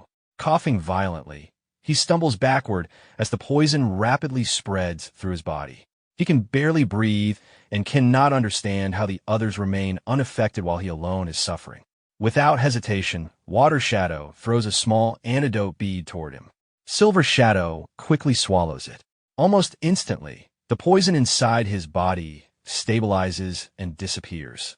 Relieved, he gasps for air and complains that the others kept such useful items to themselves. At the same time, Tang Wu grabs one of the surviving enemy soldiers by the head. The terrified soldier desperately begs for someone to save him. Tang Wu crushes the man's skull without hesitation and throws the corpse aside. He then turns toward Shifting Shadow, Water Shadow, and Silver Shadow. Seeing the antidote bead, Tang Wu immediately understands. They came fully prepared to kill him from the very beginning. Even so, he reminds them that the person standing before them is one of the 10 greats of Murim. Did they truly believe a mere antidote bead would be enough to stop Tang Wu? The overwhelming confidence in his voice causes all 3 shadows to tense up. Before any of them can react further, Tang Wu suddenly launches himself forward at terrifying speed. In an instant, he appears directly before them. Even Shifting Shadow is caught off guard by the speed. At that moment, Water Shadow reacts first. She swings her weapon with tremendous force and strikes Tang Wu directly, blasting him backward through the air. Believing she successfully broke through his defense, she smiles confidently. However, even while being launched backward, Tang Wu flicks a poisonous dart toward her. Water Shadow is startled by the sudden counterattack. But before the dart can reach her, Shifting Shadow intercepts it with his hand. He mocks Tang Wu, claiming that hidden weapons alone could never work against them. Then suddenly, the dart transforms into a metallic golden lotus. An enormous explosion erupts instantly. The blast violently throws both Water Shadow and Shifting Shadow through the air. Silver Shadow immediately becomes enraged. Holding both swords in his hands, he charges toward Tang Wu, while shouting that the old man should stop hiding behind concealed weapons and fight properly instead. Midair, Silver Shadow activates his martial technique, Shadowed Phantom Bloom. Dozens of blade energy slashes rain down toward Tang Wu from every direction. Tang Wu coldly points out the hypocrisy of calling him cowardly, while 3 shadows attack one old man together. In response, Tang Wu unleashes a barrage of poisonous darts. As they fly through the air, every dart transforms into a blooming golden lotus. The sky erupts into countless explosions simultaneously. Silver Shadow is blasted backward once again by the chain of detonations. Even while being thrown away, he curses the Tang clan for their incredibly underhanded fighting style. But then his expression suddenly changes. One of Tang Wu's poison darts pierced directly into his leg during the exchange. Standing below, Tang Wu stares at him with a cold, chaotic smile. Then he quietly says, "Caught you." Tang Wu immediately takes advantage of the poison dart lodged in Silver Shadow's leg. Using internal energy, he creates a thin energy thread connected directly to the dart. With a violent pull, Silver Shadow is dragged out of the air toward him. Blood sprays from the wound as his body is forcefully reeled in. Panicking, Silver Shadow quickly raises both swords in front of himself. He prepares to defend, but Tang Wu moves first. Another barrage of poisonous darts shoots forward. The darts pierce Silver Shadow's body one after another. His body suddenly locks in place midair. Silver Shadow immediately realizes what happened. Pressure point strikes. His body stops responding. Before he can react further, Tang Wu grabs him by the hair. Coldly staring at him, Tang Wu says he will begin by taking the eyes that dared look at Tang Hua. Then Tang Wu reaches forward. Without hesitation, he tears one of Silver Shadow's eyes out with his fingers. Silver Shadow releases a scream filled with pain. At that exact moment, a burst of lightning appears behind Tang Wu. He turns immediately. Shifting Shadow is already there. Before Tang Wu can fully evade, Shifting Shadow unleashes a palm strike. Tang Wu avoids a direct hit, but the attack still tears through part of his ear. Tang Wu instantly realizes something. The saber techniques were only a disguise. Shifting Shadow's true specialty was palm arts all along. Lightning gathers around Shifting Shadow's body as he closes in. Furious, he attacks. Activating Thunderclap 100 Strikes Palm. A barrage of condensed palm strikes floods toward Tang Wu. Tang Wu counters immediately. Activating Delusional 6 Acupoint Blood Hand. Dense green poisonous energy surges forward. The two attacks collide. An enormous explosion tears through the battlefield. But this time, Tang Wu is pushed backward. His expression changes. His internal energy is running low. Shifting Shadow notices immediately. With a twisted smile, he tells Tang Wu that his internal energy is finally reaching its limit. Nearby, Silver Shadow remains kneeling on the ground. Poisoned, bleeding, half-blind. Using one sword to support himself, he stares toward the battle. He mutters that he cannot see properly anymore. His precious eyes, the eyes he used to admire beautiful women, were ruined. At that moment, Shifting Shadow raises his weapon from afar and shouts at Tang Wu. Then Silver Shadow suddenly moves. Using his remaining strength, he throws his sword. He roars that if he is going down, Tang Wu is coming with him. The sword cuts through the battlefield. Even Shifting Shadow is surprised. Tang Wu tries to avoid it, but the sword still lands. Blood bursts from Tang Wu's mouth. Shifting Shadow immediately seizes the opening. He closes the distance and drives a heavy palm strike directly into Tang Wu's abdomen.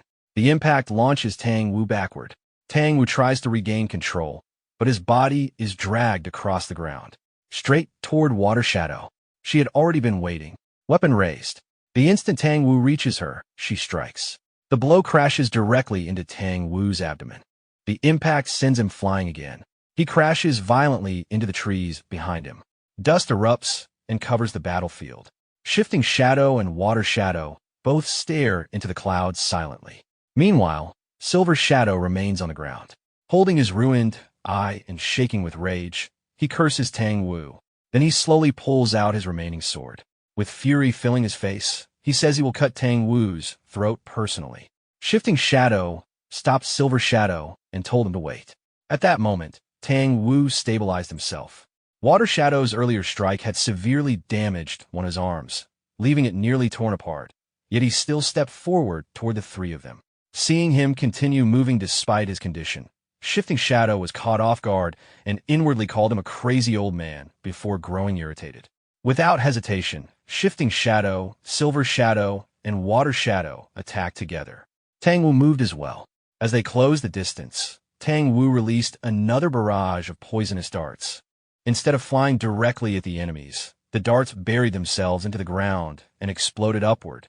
Only then did Shifting Shadow realize Tang Wu had already planted hidden weapons beneath them. The explosion forced Shifting Shadow and Silver Shadow backward. Water Shadow, however, broke through and rushed in with her weapon. Tang Wu avoided the first strike and continued moving through the following attacks. Water Shadow increased the intensity and released a continuous series of blows. Tang Wu shifted from dodging to directly blocking with his remaining healthy arm. One collision pushed Water Shadow back. Looking at her weapon, she realized Tang Wu had been striking the same spot repeatedly. Ignoring that realization, she raised her weapon and attacked again. At the same time, Silver Shadow charged in from another direction. The two coordinated their attacks and swung together. Tang Wu jumped at the exact moment their attacks crossed. Their own weapons collided instead. While passing through, Tang Wu had already released another hidden weapon. The poisonous dart transformed into a golden lotus. Silver Shadow noticed it only after seeing the change. The explosion erupted immediately.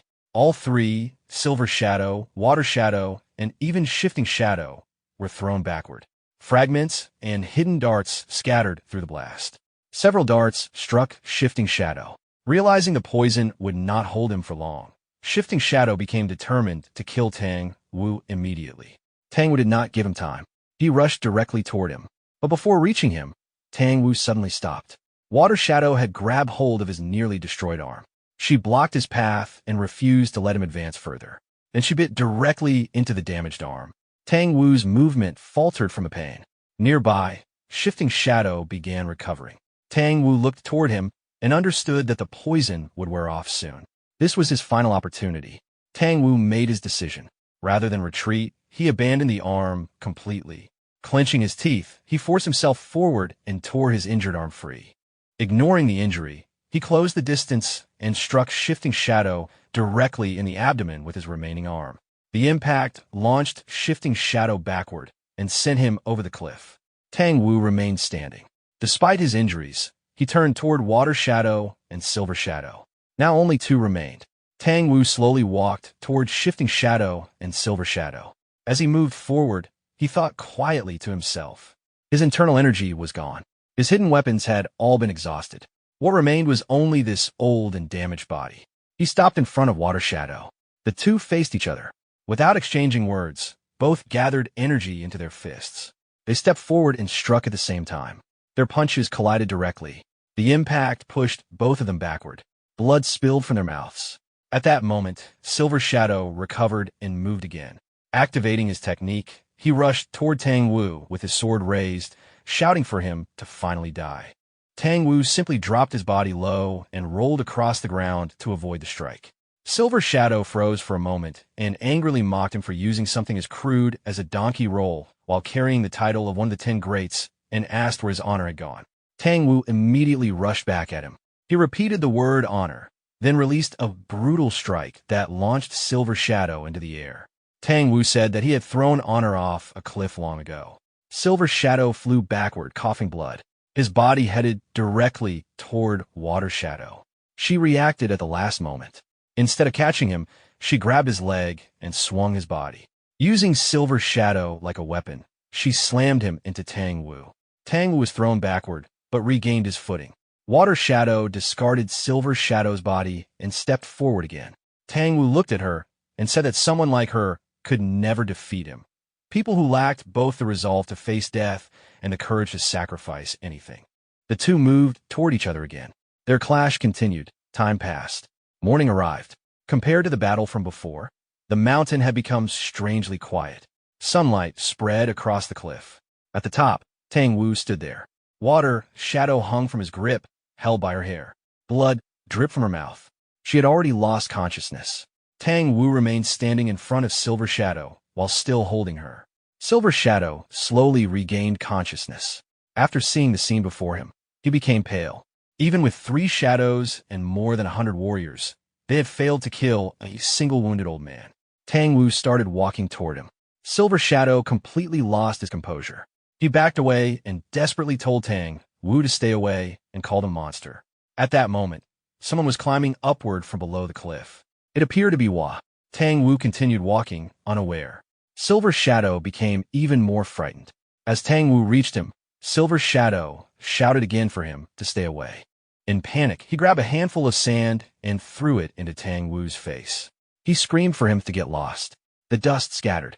Tang Wu did not react. He only stared quietly at Silver Shadow. Seeing that expression, Silver Shadow felt cold.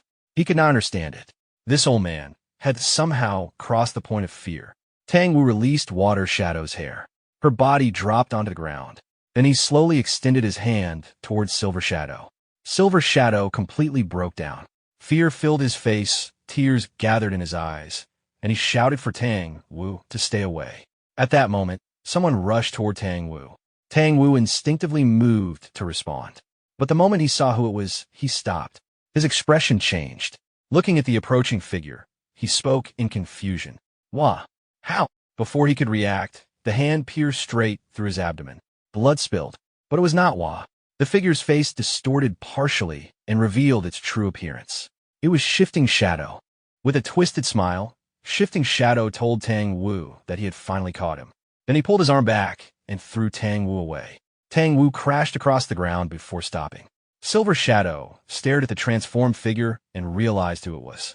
Meanwhile, Shifting Shadow remained absorbed in his own thoughts.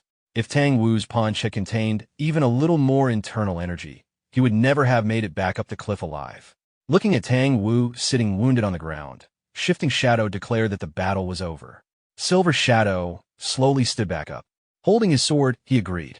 He admitted that he had truly believed he was going to die. Then he walked toward Tang Wu. With a distorted smile, he said Tang Wu would not be allowed an easy death. He talked about taking his eyes, cutting off his limbs, and finishing him last. He even spoke about going down the cliff afterward, but stopped. Tang Wu moved. His arm trembled violently. Still, he slowly raised his hand. His fingers formed a hand sign. Silver Shadow frowned and cursed him for still trying to resist. Tang Wu thought quietly. Compared to the original, this technique was incomplete. But if this was truly where his life ended, then even an imperfect form would have to be enough. Even if it consumed the last fragments of his life. Tang Wu activated heaven-shrouding petal rain. The sky changed. Thousands of poisonous hidden weapons appeared overhead. Then they descended. Darts buried themselves into the earth everywhere. Shifting Shadow and Silver Shadow immediately moved toward Water Shadow to protect her. As Silver Shadow moved, he realized the hidden weapons were exploding. A chain of detonations spread across the entire cliff. Thousands of explosions erupted. Everything nearby shattered. The shockwave threw Tang Wu from a cliff. As he fell, one final thought crossed his mind. Wha? He had wanted to see her get married before dying. Now, he only hoped she would survive. Tang Wu's body descended. Far below, he struck the ground. The impact sent nearby butterflies into the air. At the bottom of the cliff, someone was already waiting. Our protagonist sat on top of the pile of fallen corpses. He awkwardly bit one of his fingers. Then he turned toward Tang Wu's fallen body and quietly said, "Finally, you're finally here, Tang Wu." Even after falling from the cliff and crashing into the ground, Tang Wu remained alive. After some time, he slowly opened his eyes. He realized he had survived, but his body no longer responded. Lying motionless inside the crater formed by the fall, he checked his condition and understood that his innate chi had completely dispersed. Death would not be far away. Using the last remaining strength in his body, Tang Wu looked around. The area was covered with butterflies. As they gradually flew away, the ground beneath them became visible. Bodies were scattered everywhere. Tang Wu looked more carefully. They were the fallen wedding guests and pirates. But something was wrong. These people had not simply died from a fall. Someone had finished them afterward. Then, Tang Wu noticed someone sitting nearby behind him.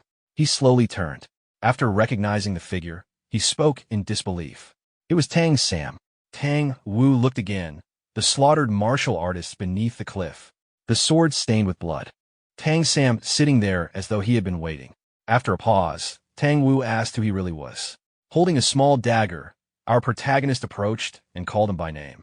Then, with a calm but distorted expression, he said Tang Wu had no idea how long he had waited for this moment. Tang Wu became angry. He reminded him that he had personally given him the Tang family name, and now he intended to kill him. Tang Wu cursed him and accused him of turning against his own master. He said he should have killed him back on the ship. Then he ordered the goo inside Tang Sam's body to tear apart its host. Tang Wu even laughed and said the parasite would soon destroy him from within. But our protagonist quietly raised the dagger. He pointed it directly toward Tang Wu's eye. Then he told him that thing had already been removed long ago. Tang Wu froze. He could not understand how that was possible. Our protagonist tightened his grip on the dagger and held it above Tang Wu. Then he thought quietly. This world was a world of madmen. People learned techniques created for killing and called them martial arts. People lived by laws where the weak became prey. Sometimes they acted in the name of orthodoxy, sometimes in the name of unorthodoxy, sometimes in the name of the demonic path.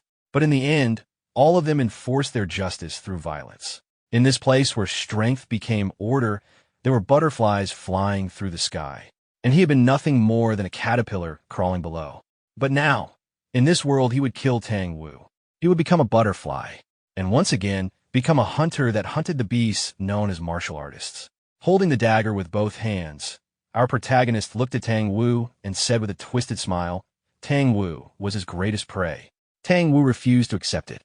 He struggled and shouted that the soul-chasing poison hand could not die to someone he had once raised. He denied it to the very end. But before he could continue, our protagonist drove the dagger directly into his eye. Tang Wu's body went still. The moment Tang Wu died, blue light began gathering around our protagonist. The light spread from every direction. Then it intensified. A massive pillar of blue light shot into the sky and covered the entire area. After some time, the light gradually faded. Looking upward, our protagonist realized his level had risen dramatically. He gained 10 levels and reached level 24. After seeing the result, he thought quietly. 10 levels was significant, but it felt lower than expected for someone with Tang Wu's reputation. He had expected more. Looking at Tang Wu's body, he reached a conclusion. Tang Wu had already been near death. Most likely, the experience had already been dispersed, and if the enemies above had pushed Tang Wu to this state, then going back now would accomplish nothing. Either he still could not defeat them, or they had already escaped. Then another update appeared before him. His first class advancement quest, the Tester Exclusive Vagabond Advancement, had reached 99 out of 100. Only one enemy of level 10 or higher remained. Our protagonist paused. Then, he pulled the dagger free. Tang Wu's damaged, I came with it. He cleaned the blade with one motion. Then he thought, Tang Wu could not have fallen alone. He had not found her yet, but she had to be somewhere nearby. A smile appeared on his face. Only one more remained, until he advanced in a vagabond. The scene shifted to another location near the bottom of the cliff. The two women had fallen there. Lady Hai had crashed against a large stone. Lady Hua had fallen into the earth nearby. After some time, Hua slowly regained consciousness. Looking at the unfamiliar surroundings, she tried to understand where she was. When she attempted to move, pain spread through her body. Her leg refused to support her. She realized it was badly broken. She did not know how much time had passed, but she was alive. Then she saw Hai. Hua immediately became worried. Ignoring her injuries, she tried to move toward her. She called out and reached for her. But after getting close, she realized Hai was already dead. Her expression collapsed. Tears appeared, but after a moment, she forced herself to continue. Her grandfather had told her to survive, so she had to live. Slowly, she crawled forward. Again and again, she repeated the same thought. She had to survive. She had to return to the Tang clan. She had to keep moving. But after crawling a short distance, she suddenly stopped. Someone was standing in front of her. She looked up and recognized him. Her eyes widened. She asked how he had ended up here. Our protagonist looked down at her silently. His expression remained cold and dark. Hua looked at our protagonist in confusion and asked how he had ended up there. Then she quickly tried to gather herself and asked for help. She said she needed to return to the Tang family, but her legs no longer responded. At that moment, her eyes stopped on the dagger in his hand. Blood was dripping from it. Seeing the blade, she suddenly remembered something from childhood. Tang Wu had once told her that members of the Tang family built their internal energy through poison, and because of that, poison naturally accumulated inside their bodies over time. The deeper their training became, the more poison spread through their bones, muscles, and blood. It was not enough to become a danger to themselves, but enough to affect the outside world. To show her, Tang Wu had once melted a piece of iron with poison. After that, he lightly tapped her head and told her never to neglect training because one day she would reach his level, or perhaps even surpass him. Returning to the present, Hua looked again at the dagger. The corrosion marks left on the blade matched Tang Wu's poison. Her expression slowly changed. She asked whether he had killed her grandfather.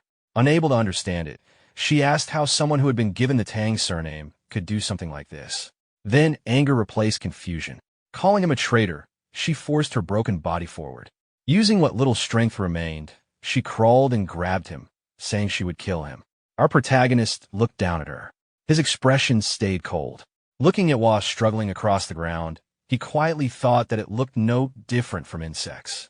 To him, Anhui itself had become a giant goo jar created by the heavenly demon castle, a place where insects survive by killing one another. And wasn't it said that the longer an insect survived inside the jar, the more poisonous it became? If every insect died and only one remained, how powerful would that accumulated poison become? Looking at Tang Hua, he wondered the same. After thinking for a moment, he sat down near her. Then he calmly said that killing her now held little value. It might not even fulfill what he needed, because she was weak. Still crying, Hua repeated his words in disbelief and asked what he was talking about. Our protagonist then drove the dagger into the ground directly in front of her. He admitted that Tang Wu had died by his hands.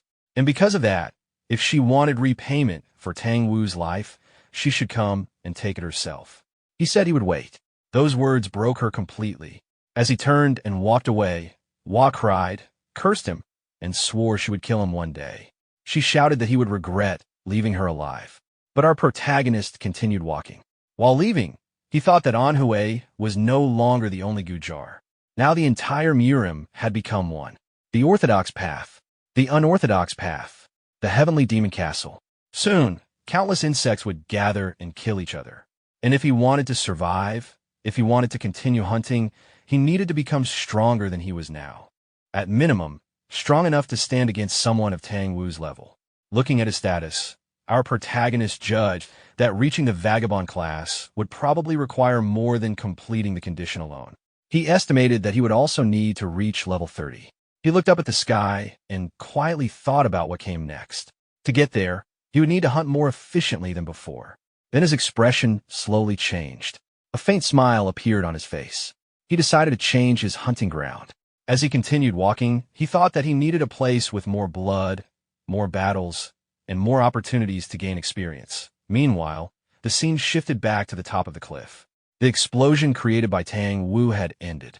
All three shadows survived, but suffered heavy injuries. Silver Shadow struggled to stand and complained that Tang Wu had detonated hidden weapons directly in front of them. He admitted he had believed the Tang clan's heaven-shrouding petal rain had already been lost. Shifting Shadow explained that what Tang Wu used was incomplete.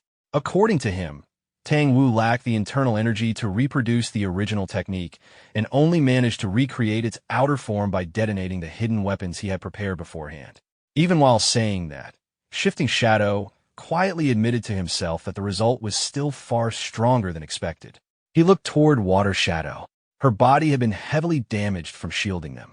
Shifting Shadow concluded that they had survived only because Water Shadow had taken the impact. Otherwise, they would not have made it out alive. Silver Shadow agreed. He commented that Water Shadow had always been unusually durable and that her heart guard had kept her alive, even if she was now barely holding on. After that, Shifting Shadow turned and announced the next step. Silver Shadow would take Water Shadow and return to Mubon. Meanwhile, he himself would head to the Murim Alliance and prepare the second stratagem. Silver Shadow immediately reacted. He became alarmed and protested. Going to Mubon alone was something he clearly wanted to avoid. He refused and insisted they should return together. But before he could continue, Shifting Shadow launched himself into the air and disappeared. Silver Shadow shouted after him, but there was no response. Left alone, he clicked his tongue. Then, while grinding his teeth, he quietly admitted to himself that he was scared. The scene shifted again. Deep within the mountains stood the heavenly demonic castle of Muban. The fortress was surrounded by steep cliffs and illuminated with dark red light. Outside its enormous gates, Silver Shadow stood nervously. Water Shadow was being carried behind him on a stretcher by servants. Looking at her, he repeatedly reassured himself that nothing bad would happen. After taking a breath, he pushed open the gate. Inside the palace court, Muban sat on his throne. Silver Shadow immediately entered. Without hesitation, he dropped to his knees and bowed. He reported that the first stratagem had been completed successfully. He tried to downplay Water Shadow's injuries and insisted there had been no real issues. Then he explained that the Namgung clan had been destroyed. He added that he personally brought back the patriarch's head. He also began mentioning Tang Wu, but then he suddenly froze. Without noticing, Muban had already appeared behind him. With a cold expression, Muban asked him to repeat himself. Then he quietly questioned whether the first stratagem had truly ended without any problems.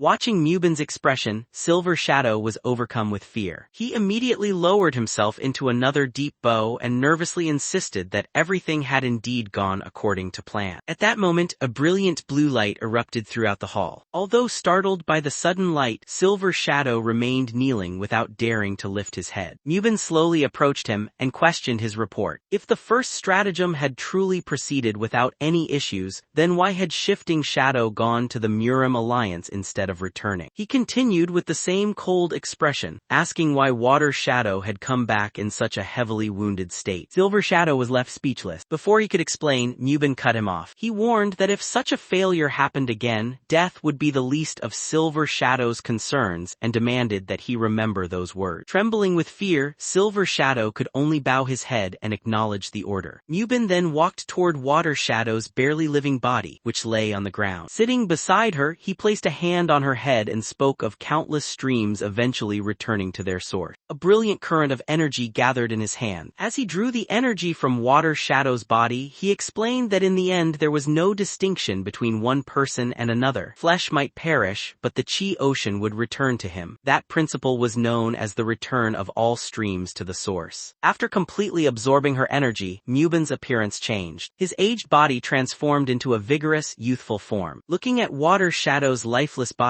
he remarked that she would become whole again through him. Witnessing the entire process, Silver Shadow was horrified. Even so, he immediately lowered his head again and congratulated Muban on his transformation, never daring to show the fear on his face. Muban then sat beside him. After a brief silence, he said there was one thing he wanted to know. Placing a finger beneath Silver Shadow's chin, he forced him to raise his head and calmly asked why the first stratagem had failed. As Muban began drawing energy from his body, Silver Shadow panicked. Stammering through his fear, he explained that someone outside the original plan had interfered. According to Shifting Shadow, that person had appeared alongside the soul-chasing poison hand. He hurriedly added that the mysterious individual had fallen from the cliffs of Seonjung Mountain. Finally, he revealed the detail that had caught Shifting Shadow's attention. The stranger was an expert whose martial arts emitted light. Muban paused in confusion after hearing the mention of light. Shifting Shadow, still trembling in fear, hurriedly explained that it had been a massive pillar of light. The moment those words left his mouth, Muban's expression changed. His eyes widened and he withdrew his hand from Shifting Shadow's chin. Freed from the pressure, Shifting Shadow collapsed to the ground, coughing violently. Muban immediately summoned Bian and Gwanga. In an instant, the two servants descended before him, knelt, and awaited their order. Muban instructed Bian to take Ash Shadow to the bottom of Seonjung Mountain. If the mysterious man was dead, they were to bring back his corpse. If nothing remained but fragments, they were to recover even his bones. Bian accepted the order without hesitation, and the two departed at once. Muban then turned to Gwangun and ordered him to deliver a message to Old Beak. Gwangun cautiously warned that doing so would be dangerous and asked him to reconsider. Muban answered only with a cold glance. Understanding there would be no changing his decision, Gwangun bowed, accepted the order, and also disappeared. Left alone in the hall, Muban's thoughts lingered on a single detail. As he rubbed his neck, back he quietly wondered whether that pillar of light had truly been the sign of a level up after all. Meanwhile, in another village, an old man was resting on a bench when a crow landed on his wrist carrying a letter. After reading the message, he headed to a nearby tavern. Inside, a woman named Miss Yon sat casually eating noodles while drinking alcohol. The old man approached and informed her that a letter had arrived from their master, asking them to search for someone. Without looking up, Miss Yon told him to wait until she finished eating. After emptying both her bowl and drink, she slammed the cup onto the table, stood up, and asked the owner how much she owed. The owner replied that the meal cost 3 coins. As Miss Yon reached beneath her clothing for money, the shopkeeper eyed her shamelessly and suggested she return another time so they could drink together. Ignoring him completely, she produced a single coin and held it between her fingers. The owner frowned and reminded her that the price was 3 coins. Instead of paying, she flicked the coin into the air. When it landed, she stopped it beneath her foot. Confused and irritated, the shopkeeper demanded to know what she was doing. With a playful smile, Miss Yon simply asked whether he chose heads or tail. The shopkeeper angrily refused, insisting that she pay the full amount instead. Miss Yon silently fixed him with an emotionless stare. As her gaze remained locked on him, the pressure became overwhelming. Unable to withstand it any longer, the terrified shopkeeper finally gave in and weakly answered, heads. The black-haired woman smiled mischievously and lifted her foot from the coin. Seeing that it had landed on heads, the shopkeeper let out a relieved cry. She simply remarked that it was boring before leaving the tavern with the old man. Still shaken, the shopkeeper wished her a safe journey. After they were gone, he sighed in relief, realizing she had likely been a martial artist and that he had nearly lost his life over 3 coins. In the next instant, the woman silently appeared behind him. Without hesitation, she thrust a finger forward, releasing a concentrated burst of energy that pierced straight through his head. His body collapsed onto the counter as she casually muttered in amusement. The old man hurried over, reminding her that the coin had clearly landed on heads. She leaned down, flipped the coin over with a finger, and licked the blood from her fingertip before calmly pointing out that it was tails now. The old man could only sigh. Ignoring the mess, she repeatedly smashed the shopkeeper's head, splattering blood across the tavern. The old man warned that causing such a scene in broad daylight would make cleaning up difficult. She dismissed the concern, then severed the shopkeeper's head completely and held it up with an entertained smile, remarking that they could simply kill everyone if necessary. The old man quietly drew his sword and said he would handle the rest before walking away. As he left, the woman suddenly remembered their earlier conversation and casually asked who it was they had been sent to find. Meanwhile, the scene shifted to the Murim Alliance. Inside the Alliance's meeting hall, the leaders of the major sects and clans gathered as the Alliance leader, the Taoist Sage of Heaven, officially began the Murim Great Council. Peng Mahyok, the patriarch of the Hubei Peng clan, immediately demanded to know whether the rumors about the heavenly demon castle destroying the Namgung clan were true. Tang Hweryong, the matriarch of the Sichuan Tang family, rebuked him, reminding everyone that Tang Wu had already fallen and that this could no longer be dismissed as mere rumor. Shocked, Peng Mahyok angrily questioned her statement. The Alliance leader calmed everyone and confirmed that the Alliance's investigation had verified the attack. The Namgung clan had indeed been assaulted by the heavenly demon castle. The leader of the Wudang sect reacted with anger, while the Shaolin abbot quietly recited a Buddhist prayer. The Alliance leader explained that although the heavenly demon castle had remained hidden for centuries, it had suddenly resurfaced with terrifying strength. The Wudang leader remarked that such power was enough to wipe out the Namgung clan. However, the Alliance leader corrected him, explaining that it was not a complete extermination because one survivor had reached the Murim Alliance. At that moment, Namgung Hai entered the hall, respectfully greeted the gathered leaders and introduced herself as the second daughter of the Namgung clan. Tang Hweryong looked at her in surprise, realizing there had been a survivor, and asked her to personally recount what had happened. She wanted to know whether the heavenly demon castle had truly been responsible for the destruction of the Namgung clan and the death of Tang Wu. Namgung Hai respectfully confirmed that the Namgung clan had indeed fallen to the heavenly demon castle. She explained that without Tang Wu's protection, she would not have survived either. Zhuge Mun, the patriarch of the Zhuge clan, acknowledged the tragedy but urged everyone to remain cautious, insisting they first determine the enemy's true strength. Before he could continue, a poisoned hidden weapon shot toward him. He narrowly avoided it as it embedded itself in the wall behind him. Everyone turned toward Tang Hweryong, who had thrown it in anger. Peng Mahyok slammed the table and demanded to know why she had been acting so recklessly, accusing her of failing to understand the situation. Tang Hweryong fiercely argued that everyone else was the one refusing to face reality. The Heavenly Demon Castle had invaded the Namgung clan, destroyed it, and openly declared war. In her eyes, there was nothing left to discuss except retaliation. Jujmun countered that such a response was exactly what the enemy wanted, and warned that countless lives would be sacrificed if they rushed into battle. Tang Hweryong turned to the alliance leader and demanded to know whether the Murim alliance truly intended to remain idle. Silence filled the hall. After a long pause, the alliance leader finally agreed that this was war. Too much blood from the Orthodox faction had already been spilled, and according to the law of Murim, blood could only be repaid with blood. Tang Hweryong immediately supported the decision, declaring that Murim answered swords with swords and blood with blood. The alliance leader then formally announced that, from that moment onward, the Murim alliance was officially at war with Heavenly Demon Castle. Outside the meeting hall, Namgung Hai quietly listened to the entire discussion. A faint, unreadable smile appeared on her face. Later that night, beside a quiet pond near the Murim alliance, the alliance leader walked with Jujmun. He explained that Tang Hweryong had been blinded by grief over Tang Wu's death and added that one of the children who had escaped with him had returned to the Tang family in terrible condition. Because of that, he hoped Jujmun would overlook her earlier behavior. Jujmun replied that he held no resentment. In fact, the Tang family's anger would only ensure they fought more fiercely than anyone else in the coming war. The alliance leader laughed in agreement, explaining that messages had already been sent to the other sects and that the Orthodox factions would soon unite. After centuries of peace, the Central Plains would once again be consumed by war. Drawing his sword, he remarked that they were warriors by nature and that they had spent too long hiding behind the appearance of the Orthodox path. Looking toward the night sky, Jujmun noticed a crimson star shining above them. He warned that the cursed killing star had risen, a sign long associated with bloodshed. Its appearance coinciding with the Heavenly Demon Castle's return was no coincidence, and he urged the alliance leader to remain cautious. The alliance leader acknowledged the legend, recalling that the extreme yin killing star was said to herald beings with monstrous, supernatural power. Even so, he dismissed its significance, reasoning that Murim itself had always been built upon blood and corpses, making the appearance of a single star seem insignificant. Although unconvinced, he assured Jujmun that he would remember the warning before taking his leave. Left alone beneath the crimson sky, Jujmun quietly gazed at the ominous star and reflected that a Murim built upon blood and corpses was, in truth, simply Murim itself. Immediately after the Murim alliance officially declared war, fierce battles erupted across the land as countless Orthodox sects clashed with the Heavenly Demon Castle, plunging Murim into widespread bloodshed. The opening phase of the conflict, later known as the Orthodox Demonic Great War, favored the Heavenly Demon Castle. Its hidden branches launched coordinated attacks that caught the Orthodox factions completely unprepared. The Murim alliance continued to lose ground, and many believed the Heavenly Demon Castle would soon unite the entire Murim under its rule. Then Tang Hweryong, the matriarch of the Tang family, suffered a devastating injury. Sensing the opportunity, the Heavenly Demon Castle launched a full-scale offensive with overwhelming numbers and completely destroyed the Tang family. With its momentum growing, the Heavenly Demon Castle went on to conquer Kongtong, Kunlun, Imei, and Qingcheng. However, that rapid expansion ultimately became its greatest weakness. As one Orthodox sect after another fell, countless mid-sized and smaller factions across the Central Plains recognized the looming threat and began joining forces. Their combined resistance steadily grew into a powerful movement, and sects from every corner of the nation gathered in Zhengzhou to reinforce the Murim alliance. The balance of the war soon shifted. After advancing as far as Shanxi, the heart of the Central Plains, the Heavenly Demon Castle was gradually pushed back into Gansu. Taking advantage of the momentum, the Murim alliance reclaimed Mount Kongtong and the lands of Sichuan. Fighting became more intense with each passing day, yet neither side could secure a decisive victory. Eventually, the Orthodox Demonic Great War settled into a prolonged war of attrition. After more than a year of relentless fighting, just as the flames of war finally began to subside, another massive conflict erupted in the northernmost reaches of the Central Plain. The scene then shifted to the northern frontier. Outside Gishui Fortress, a brutal battle raged between the Orthodox Alliance and the Heavenly Demon Castle as warriors on both sides fought relentlessly. The Orthodox forces pressed forward, urging everyone to capture Gishui Fortress and eliminate the enemy before charging toward the fortress walls. Amid the chaos, a commander ordered his men to quickly bring forward the catapults and battering rams. Soon, the siege weapons were assembled on a nearby cliff overlooking the fortress, and the commander instructed the soldiers to load them. At that moment, our protagonist stepped forward. He shoved one of the soldiers aside, walked directly to the catapult, climbed onto it, and calmly declared that he would enter the fortress himself. The stunned soldier protested, pointing out that the catapult was loaded with plague-ridden corpses meant to be launched into the fortress, and that riding it would be suicidal. Before he could continue, the commander silenced him and rebuked him for failing to recognize the man standing before them. Showing complete respect, the commander addressed our protagonist as Lord Ear Ghost and assured him the catapult would be fired as ordered. He also warned that the distance was so great that landing accurately inside the fortress would be nearly impossible. Our protagonist remained silent. Instead of answering, he calmly cut the catapult's release rope with a single swing of his sword. The commander could only stare in disbelief as the catapult launched, hurling the plague-infected corpses and our protagonist high toward Gishui Fortress. Everyone below watched in astonishment. While soaring through the air, our protagonist effortlessly leaped from one corpse to another, using them as footholds to continue his flight. Watching the unbelievable technique, the commander realized why Ear Ghost's martial arts had become legendary, remarking that it closely resembled the mythical Void Walk. In the next moment, the catapults vanished before everyone's eyes. The commander and the nearby soldiers were stunned, unable to understand where the siege weapons had disappeared. Meanwhile, the guards atop Gishui Fortress continued bombarding the advancing Orthodox forces. Inside the fortress, Timur Khan, the Northern Yuan conqueror, sat calmly eating meat while his massive hound stood watch beside him. As soon as our protagonist landed inside the fortress, the hound began growling. Without looking surprised, Timur Khan acknowledged his arrival. He remarked that he had heard many stories about Ear Ghost, the mysterious warrior who had appeared from nowhere with neither a known name nor origin, and recognized him as the one responsible for launching plague-ridden corpses over the fortress wall. After finishing his meal, Timur Khan crushed a bone between his teeth before tossing the remainder to his hound. He slowly rose to his feet, spun his spear once, and declared that this would be his final battle before asking our protagonist to reveal his true name. Our protagonist answered with a single word, Trebuchet. Timur Khan looked confused, but before he could question the strange reply, his hound suddenly looked toward the sky and barked. The missing catapults reappeared high above the fortress. Released from our protagonist's inventory at the perfect moment, they plummeted straight toward Timur Khan and his hound before crashing down in a massive explosion. Our protagonist immediately checked his status window, only to find that his experience had not increased. Drawing his sword, he concluded that tricks like this were not enough to defeat an opponent of Timur Khan's level. A violet aura suddenly burst from the smoke as the hound lunged at him. Our protagonist swung his sword, but the beast caught the blade between its powerful jaws, leaving him momentarily surprised by the sheer strength of its bite. At the same time, Timur Khan charged in and brought his spear crashing down. The impact shattered the ground and unleashed a violent shockwave. After landing, Timur Khan saw no sign of movement and assumed the battle had already ended. Before he could finish speaking, our protagonist burst out from the debris and launched another attack. Timur Khan blocked the strike with his spear but was forced backward by the impact. Advancing with his sword ready, our protagonist remarked that he had grown tired of hunting on this battlefield and believed killing Timur Khan would finally bring him to level 30. Unable to understand what he meant, Timur Khan questioned him. Instead of answering directly, our protagonist suddenly began slashing his own body. Blood covered him as he repeatedly wounded himself, leaving Timur Khan completely bewildered. The self-inflicted injuries caused his health to fall below a critical threshold, activating his vagabond-exclusive passive skill, Survival Instinct. As the ability took effect, all of his combat attributes increased by 10%. Completely soaked in blood, our protagonist furiously advanced with killing intent and coldly declared that Timur Khan should stop talking and die because he wanted to return to the Central Plains, where countless stronger prey were waiting for him.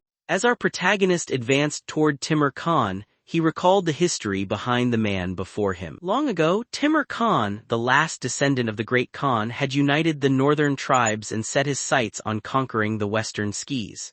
When the Black-White Great War threw the Central Plains into chaos, he seized the opportunity to invade, becoming the feared overlord of the North. Our protagonist had come to this battlefield to gain levels and complete his class advancement.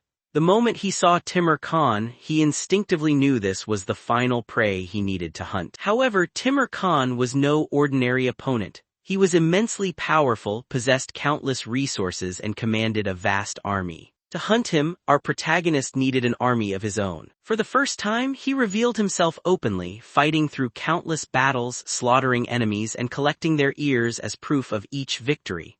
Before long, people began calling him the Ear Ghost, and more warriors gradually gathered under his command. After growing stronger through endless battles against both allies and enemies, he killed Marmota, Timur Khan's right-hand man, and forced Timur Khan to retreat into Gishui Fortress. Even then, he continued his assault by launching plague-ridden corpses into the fortress, eventually infecting Timur Khan with a deadly corpse plague. As the memory ended, Timur Khan suddenly charged forward, criticizing him for losing focus while standing before the overlord of the North. Our protagonist quickly returned to reality. He was surprised that Timur Khan could still fight despite his condition. Their weapons collided, and our protagonist wondered what was allowing the man to keep moving like a living corpse. The clash of their energy-filled weapons released a violent shockwave that forced both of them backward. Timur Khan immediately ordered his hound to attack. As the beast lunged, our protagonist deliberately released his sword, leaned backward, and opened his inventory. In the next instant, another sword shot out from the inventory without warning and pierced straight through the hound's head. Our protagonist calmly retrieved the blade as the beast collapsed lifelessly. Timur Khan recognized the technique, realizing it was the same mysterious ability that had been used to kill Marmota. He also concluded that the disappearing catapults had relied on the same power, though he dismissed it as an insignificant trick. Pointing his spear at our protagonist, Timur Khan declared that relying on such methods to kill him was nothing more than arrogance. Our protagonist answered with an equally cold smile, remarking that it was a bold claim from someone already standing at death's door. Enraged, Timur Khan rushed forward once more. Our protagonist met the charge head-on, unleashing a series of consecutive strikes. Their weapons collided repeatedly, as both exchanged relentless attacks and counters. When our protagonist's attacks suddenly accelerated, Timur Khan immediately realized his opponent had become faster. Gathering his demonic energy, Timur Khan unleashed the martial technique Void-Shattering Helix Heaven Piercer. A massive spear of condensed energy shot toward our protagonist. Caught off guard, he still managed to raise his sword in time. Although the tremendous force pushed him backward, he successfully blocked the attack. For the first time, Timur Khan showed genuine surprise that his technique had been stopped. Without hesitation, he prepared his next attack, declaring that this time he would destroy both our protagonist and his sword together. Timur Khan gathered the last of his strength into his palm and charged forward. His powerful punch launched our protagonist through the air and sent him crashing into a nearby building, reducing it to rubble. Breathing heavily, Timur Khan dropped to one knee and realized his body had reached its limit. He knew that drawing out any more internal energy could cost him his life. Before he could finish the thought, an energy-coated sword shot toward him. He barely dodged, suffering only a shallow cut to his head. In the next instant, more weapons emerged one after another, flying relentlessly toward him. Timur Khan burst into laughter as he relentlessly deflected every sword and weapon hurled from our protagonist's inventory. While batting them aside with his spear, he mocked the endless barrage, insisting that such petty tricks would never be enough to kill him. Then, among the incoming weapons, our protagonist threw Marmota's corpse. The sight of his fallen companion caught Timur Khan completely off guard. For the briefest moment, his attention shifted to Marmota's body. Our protagonist seized that opening. Charging straight ahead, he drove his sword through Marmota's corpse and continued pushing forward until the blade pierced completely through it and into Timur Khan's chest. At the same time, Timur Khan thrust his spear through Marmota's body as well, driving it into our protagonist's chest. Forcing his sword even deeper, our protagonist questioned whether Timur Khan truly intended to thrust his weapon through the body of the man who had once served as his most trusted companion. Timur Khan laughed and answered without hesitation. To him, Marmota was already dead and the corpse before him was nothing more than empty flesh. Warriors of the North lived by constantly struggling against death, and dying honorably was simply another part of life. His furious response made our our protagonist realize the truth. Timur Khan had continued fighting despite his ruined body because he was pursuing nothing less than a glorious death. Timur Khan then asked one final question. He wanted to know whether Marmota had died with a smile. Our protagonist replied that he believed he had. Satisfied with the answer, Timur Khan accepted it with a smile of his own. The two warriors then ripped their weapons free from each other's bodies. Gathering the last remnants of his demonic energy, Timur Khan unleashed one final all-out strike, declaring that the battle would decide which of them found their rest first. Our protagonist answered with his own sword, pouring all of his remaining power into a technique of his own. Their attacks collided head-on. The impact shattered the ground beneath them and illuminated the battlefield before erupting into a massive explosion. As the dust settled, Timur Khan lay on the ground with a gaping hole through his abdomen,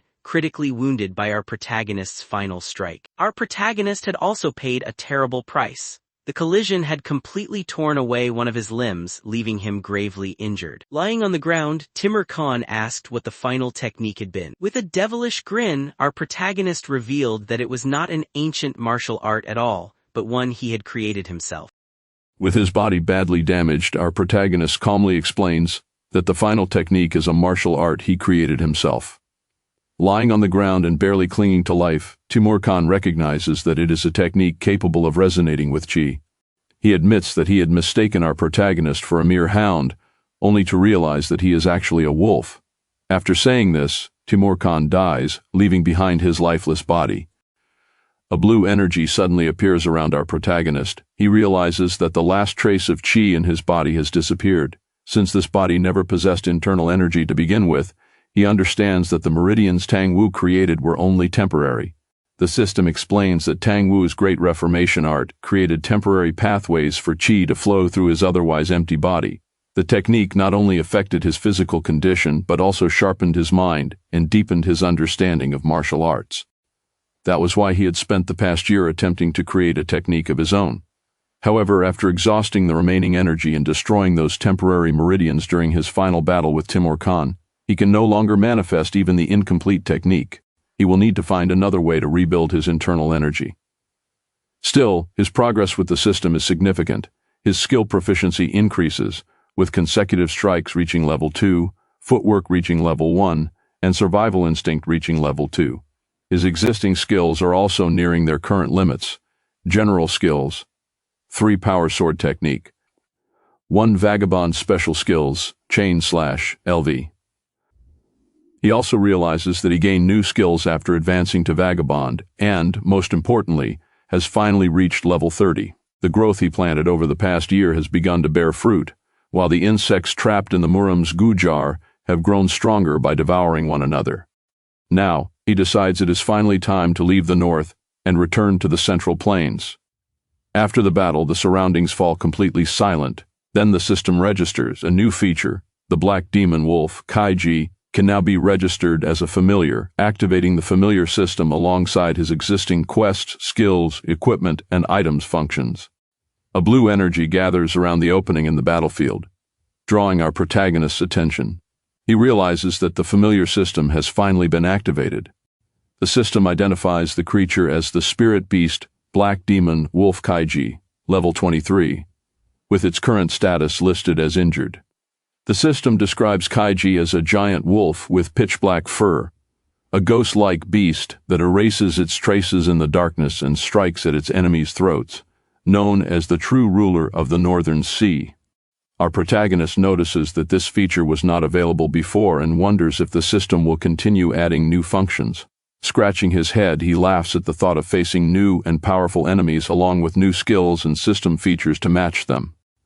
He then grabs Timur Khan's corpse and drags it toward a nearby gate, amused by the thought of what this new world has to offer. When the gate opens, thousands of soldiers are revealed on the other side. They immediately panic upon seeing the body being dragged behind him and recognize Timur Khan.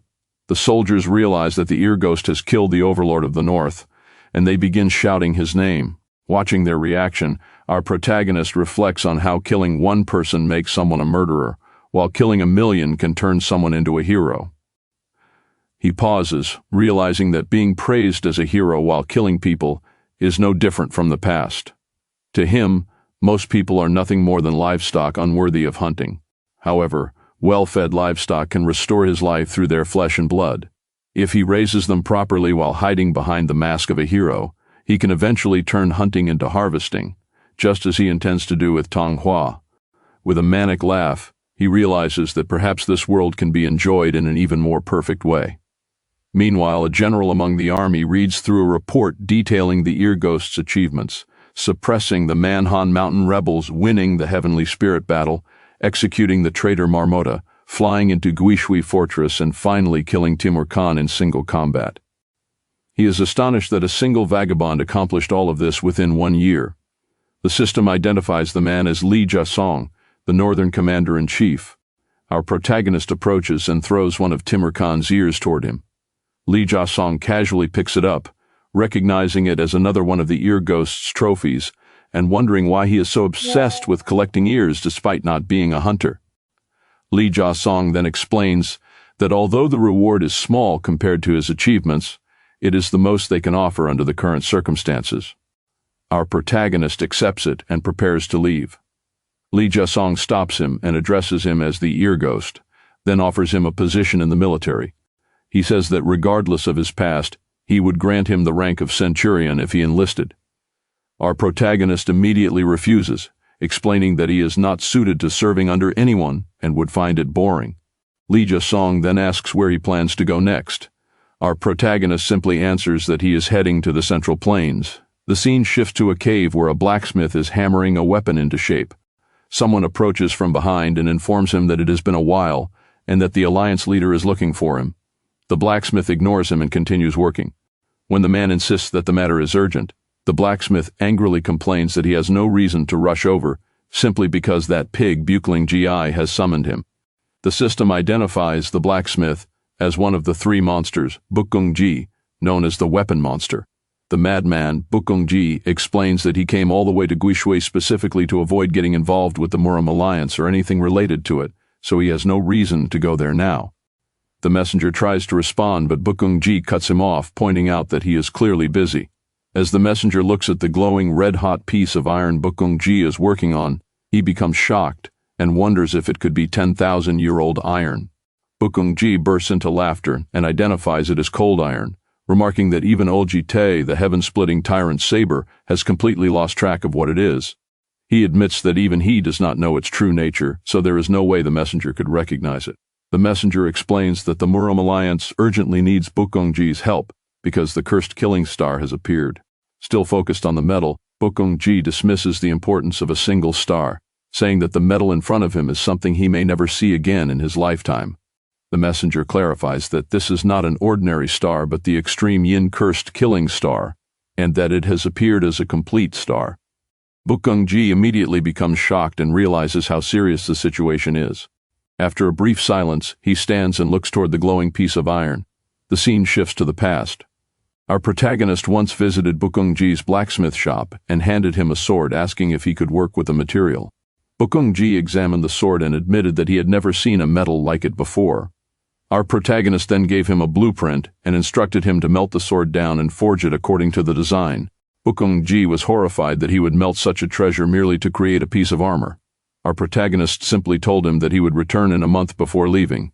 Bukung Ji then began forging the armor according to his instructions. The scene returns to the present.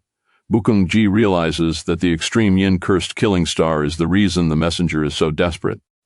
With a smile, he agrees to go, but makes one condition. Pointing toward the armor covered by a red cloth, he orders the messenger to bring its owner to the Murim Alliance. The messenger bows and asks for the person's name. Bukung Ji admits that he does not know the name either, but says the messenger will recognize him the moment he sees him. Meanwhile, the scene shifts to a rural town surrounded by high, snow-covered mountains. As our protagonist walks through the streets, he finds the entire town in chaos. Eventually, he stops outside Bukung Ji's blacksmith shop and looks at the shabby building. He is surprised that one of the 3 monsters lives in such a place. Without spirit eye, he would not even have noticed that the monster was standing right in front of him. After advancing to Vagabond, our protagonist receives various weapons and equipment, including the Vagabond's sword. This makes him wonder whether system-provided items can be modified. The beginner sword he originally received from the system was the weapon he handed to the weapon monster. Bokungji's reaction clearly showed that it was far from an ordinary sword, leading our protagonist to suspect that items from the system possessed unique properties and might not be alterable. However, Bokungji eventually melted the sword down, proving that it could be modified. Given his extreme obsession with weapons, our protagonist assumes that the equipment he requested should be ready by now. He pushes open the door of the blacksmith shop. Inside, the messenger is sitting near the smelter, busy eating ramen. He looks toward our protagonist in confusion and wonders who he is.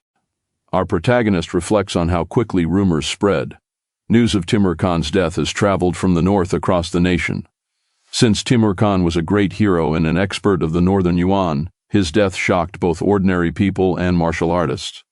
Another rumor also spread about a man who radiated light and controlled dozens of swords, but people quickly dismissed it as unbelievable. Before long, a new rumor overshadowed it. The Murim Alliance was preparing a sparring tournament in Zhengzhou to select young experts and form a new martial force. With the Black-White Great War dragging on and the northern threat gone, the tournament caused the entire Murim to stir once again. The scene shifts to a river between the mountains where our protagonist travels by boat with the messenger. The messenger studies him carefully. Bokungji had said he would recognize the owner of the armor at a glance, yet this young man is unusually quiet. In the Murim, quiet people are usually either weak or strong. He certainly seems strong, but the messenger cannot sense any aura or internal energy from him, making it impossible to determine his strength. The messenger introduces himself as Ulji Te, also known as the heaven-splitting tyrant saber. Our protagonist remains silent, irritating him until he finally asks for his name. Our protagonist simply introduces himself as Dong Guangchon. The messenger decides to call him martial artist Dong, privately finding his informal manner surprising for someone so young. He then explains that, as he mentioned at the forge, Bokungji is currently at the Murim Alliance. Once they reach Zhengzhou, our protagonist should be able to receive his equipment. Before he can continue, they encounter multiple ships carrying soldiers. Our protagonist asks about them, and the messenger explains that they are connected to the upcoming sparring tournament. Talented young martial artists from across the country are flocking to Zhengzhou because of it. He then advises our protagonist to be careful, since young martial artists tend to be hot-blooded and easily drawn into unnecessary disputes. Our protagonist calmly assures him that he has no intention of causing trouble. Soon, they arrive at the dock of the Murim Alliance headquarters in Zhengzhou. After docking, our protagonist enters the magnificent city of Zhengzhou, the headquarters of the Murim Alliance, alongside the messenger.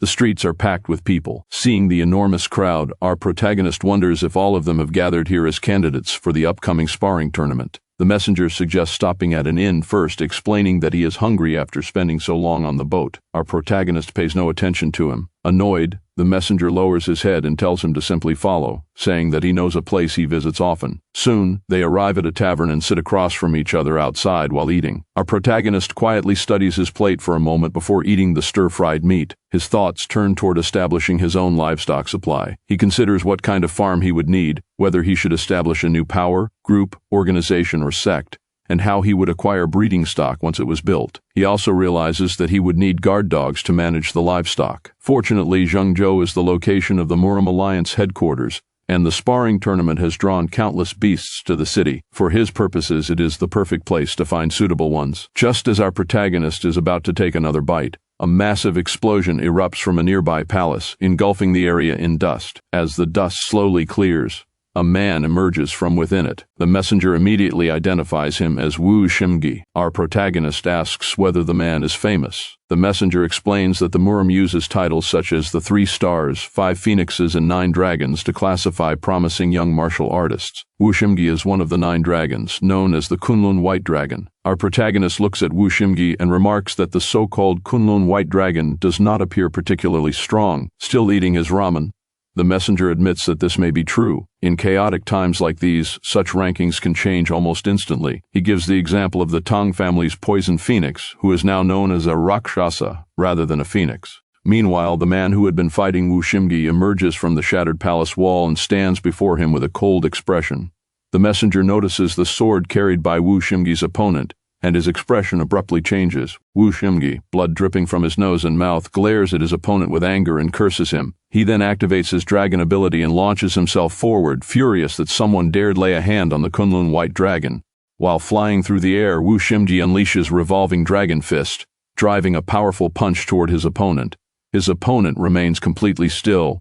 Just before the punch can connect, he suddenly throws the hilt of his sword forward. The sword hilt crashes directly into Wu Shimgi's face. Watching the scene, our protagonist is shocked by the unexpected attack and focuses on the sword hilt that had been used. Wu Shimgi falls face first onto the ground from that single exchange. The entire area immediately falls silent. The people nearby stare at the opponent in disbelief and begin murmuring among themselves, unable to comprehend how the Kunlun White Dragon was defeated in a single exchange, or who this mysterious man could be. The opponent pays them no attention and simply walks away. As he passes by our protagonist closely observes him. He recognizes that the man is strong but not a predator like himself. His nature feels closer to that of an herbivore, yet he possesses strength far beyond that of most carnivores. To our protagonist, the best comparison is an elephant. At that moment, several companions of Wu Shimgi arrive and rush toward their fallen leader. One of them angrily orders the opponent to stop, accusing him of insulting the Kunlun sect and young lady Hua. The opponent calmly states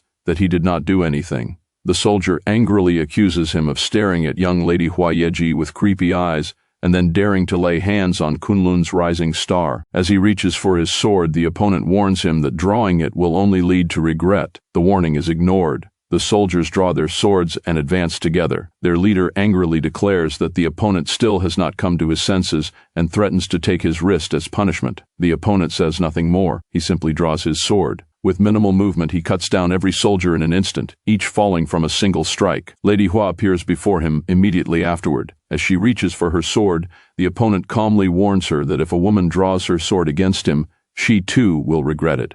Lady Hua's hand trembles against the hilt before she ultimately removes it. The opponent calmly walks away. Sweating heavily and furious at her humiliation, Lady Hua declares that both Manhwa and Kunlun will remember this insult. She demands to know his name. The opponent answers coldly, Zhongjihang. He pauses briefly before adding, perhaps. Meanwhile, the owner of the ruined palace drops to his knees, overwhelmed with grief, as he looks at the destruction of his property. Back at the tavern, the messenger continues eating and remarks that the tournament has not even begun, yet a dragon and a phoenix have already caused trouble. He identifies the mysterious swordsman as the great heavenly river sword of the Jongnam sect. Our protagonist processes what he has just witnessed. The dragon must be Wu Shimgi, the Kunlun White Dragon, while the phoenix is Hua Yeji of Manhwa. That means the powerful man he just observed is a martial artist of the Jongnam sect. For our protagonist, finding such excellent breeding stock immediately upon arriving in Zhengzhou is an excellent beginning. As he continues eating his roasted meat, a chaotic smile forms on his face. To him,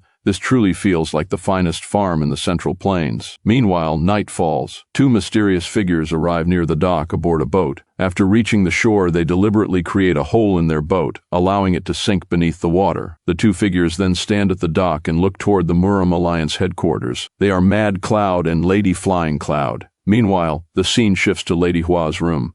Inside the bathroom, Shifting Shadow, disguised as Lady Hua, is taking a bath. After a while, she rises from the water and lets out a satisfied breath. She leaves the bathing tub, puts on her robe and ties up her hair. Then she walks toward the balcony and gazes out at the nighttime view of the city. With a faint smile, she remarks that the night view from the Murim Alliance always feels special, especially for people like them. Suddenly, Lady Flying Cloud appears behind her and asks what it is. Shifting Shadow turns toward her and addresses her as Flying Cloud. Flying Cloud informs her that Shifting Shadow has been summoned. The scene then shifts to the city streets.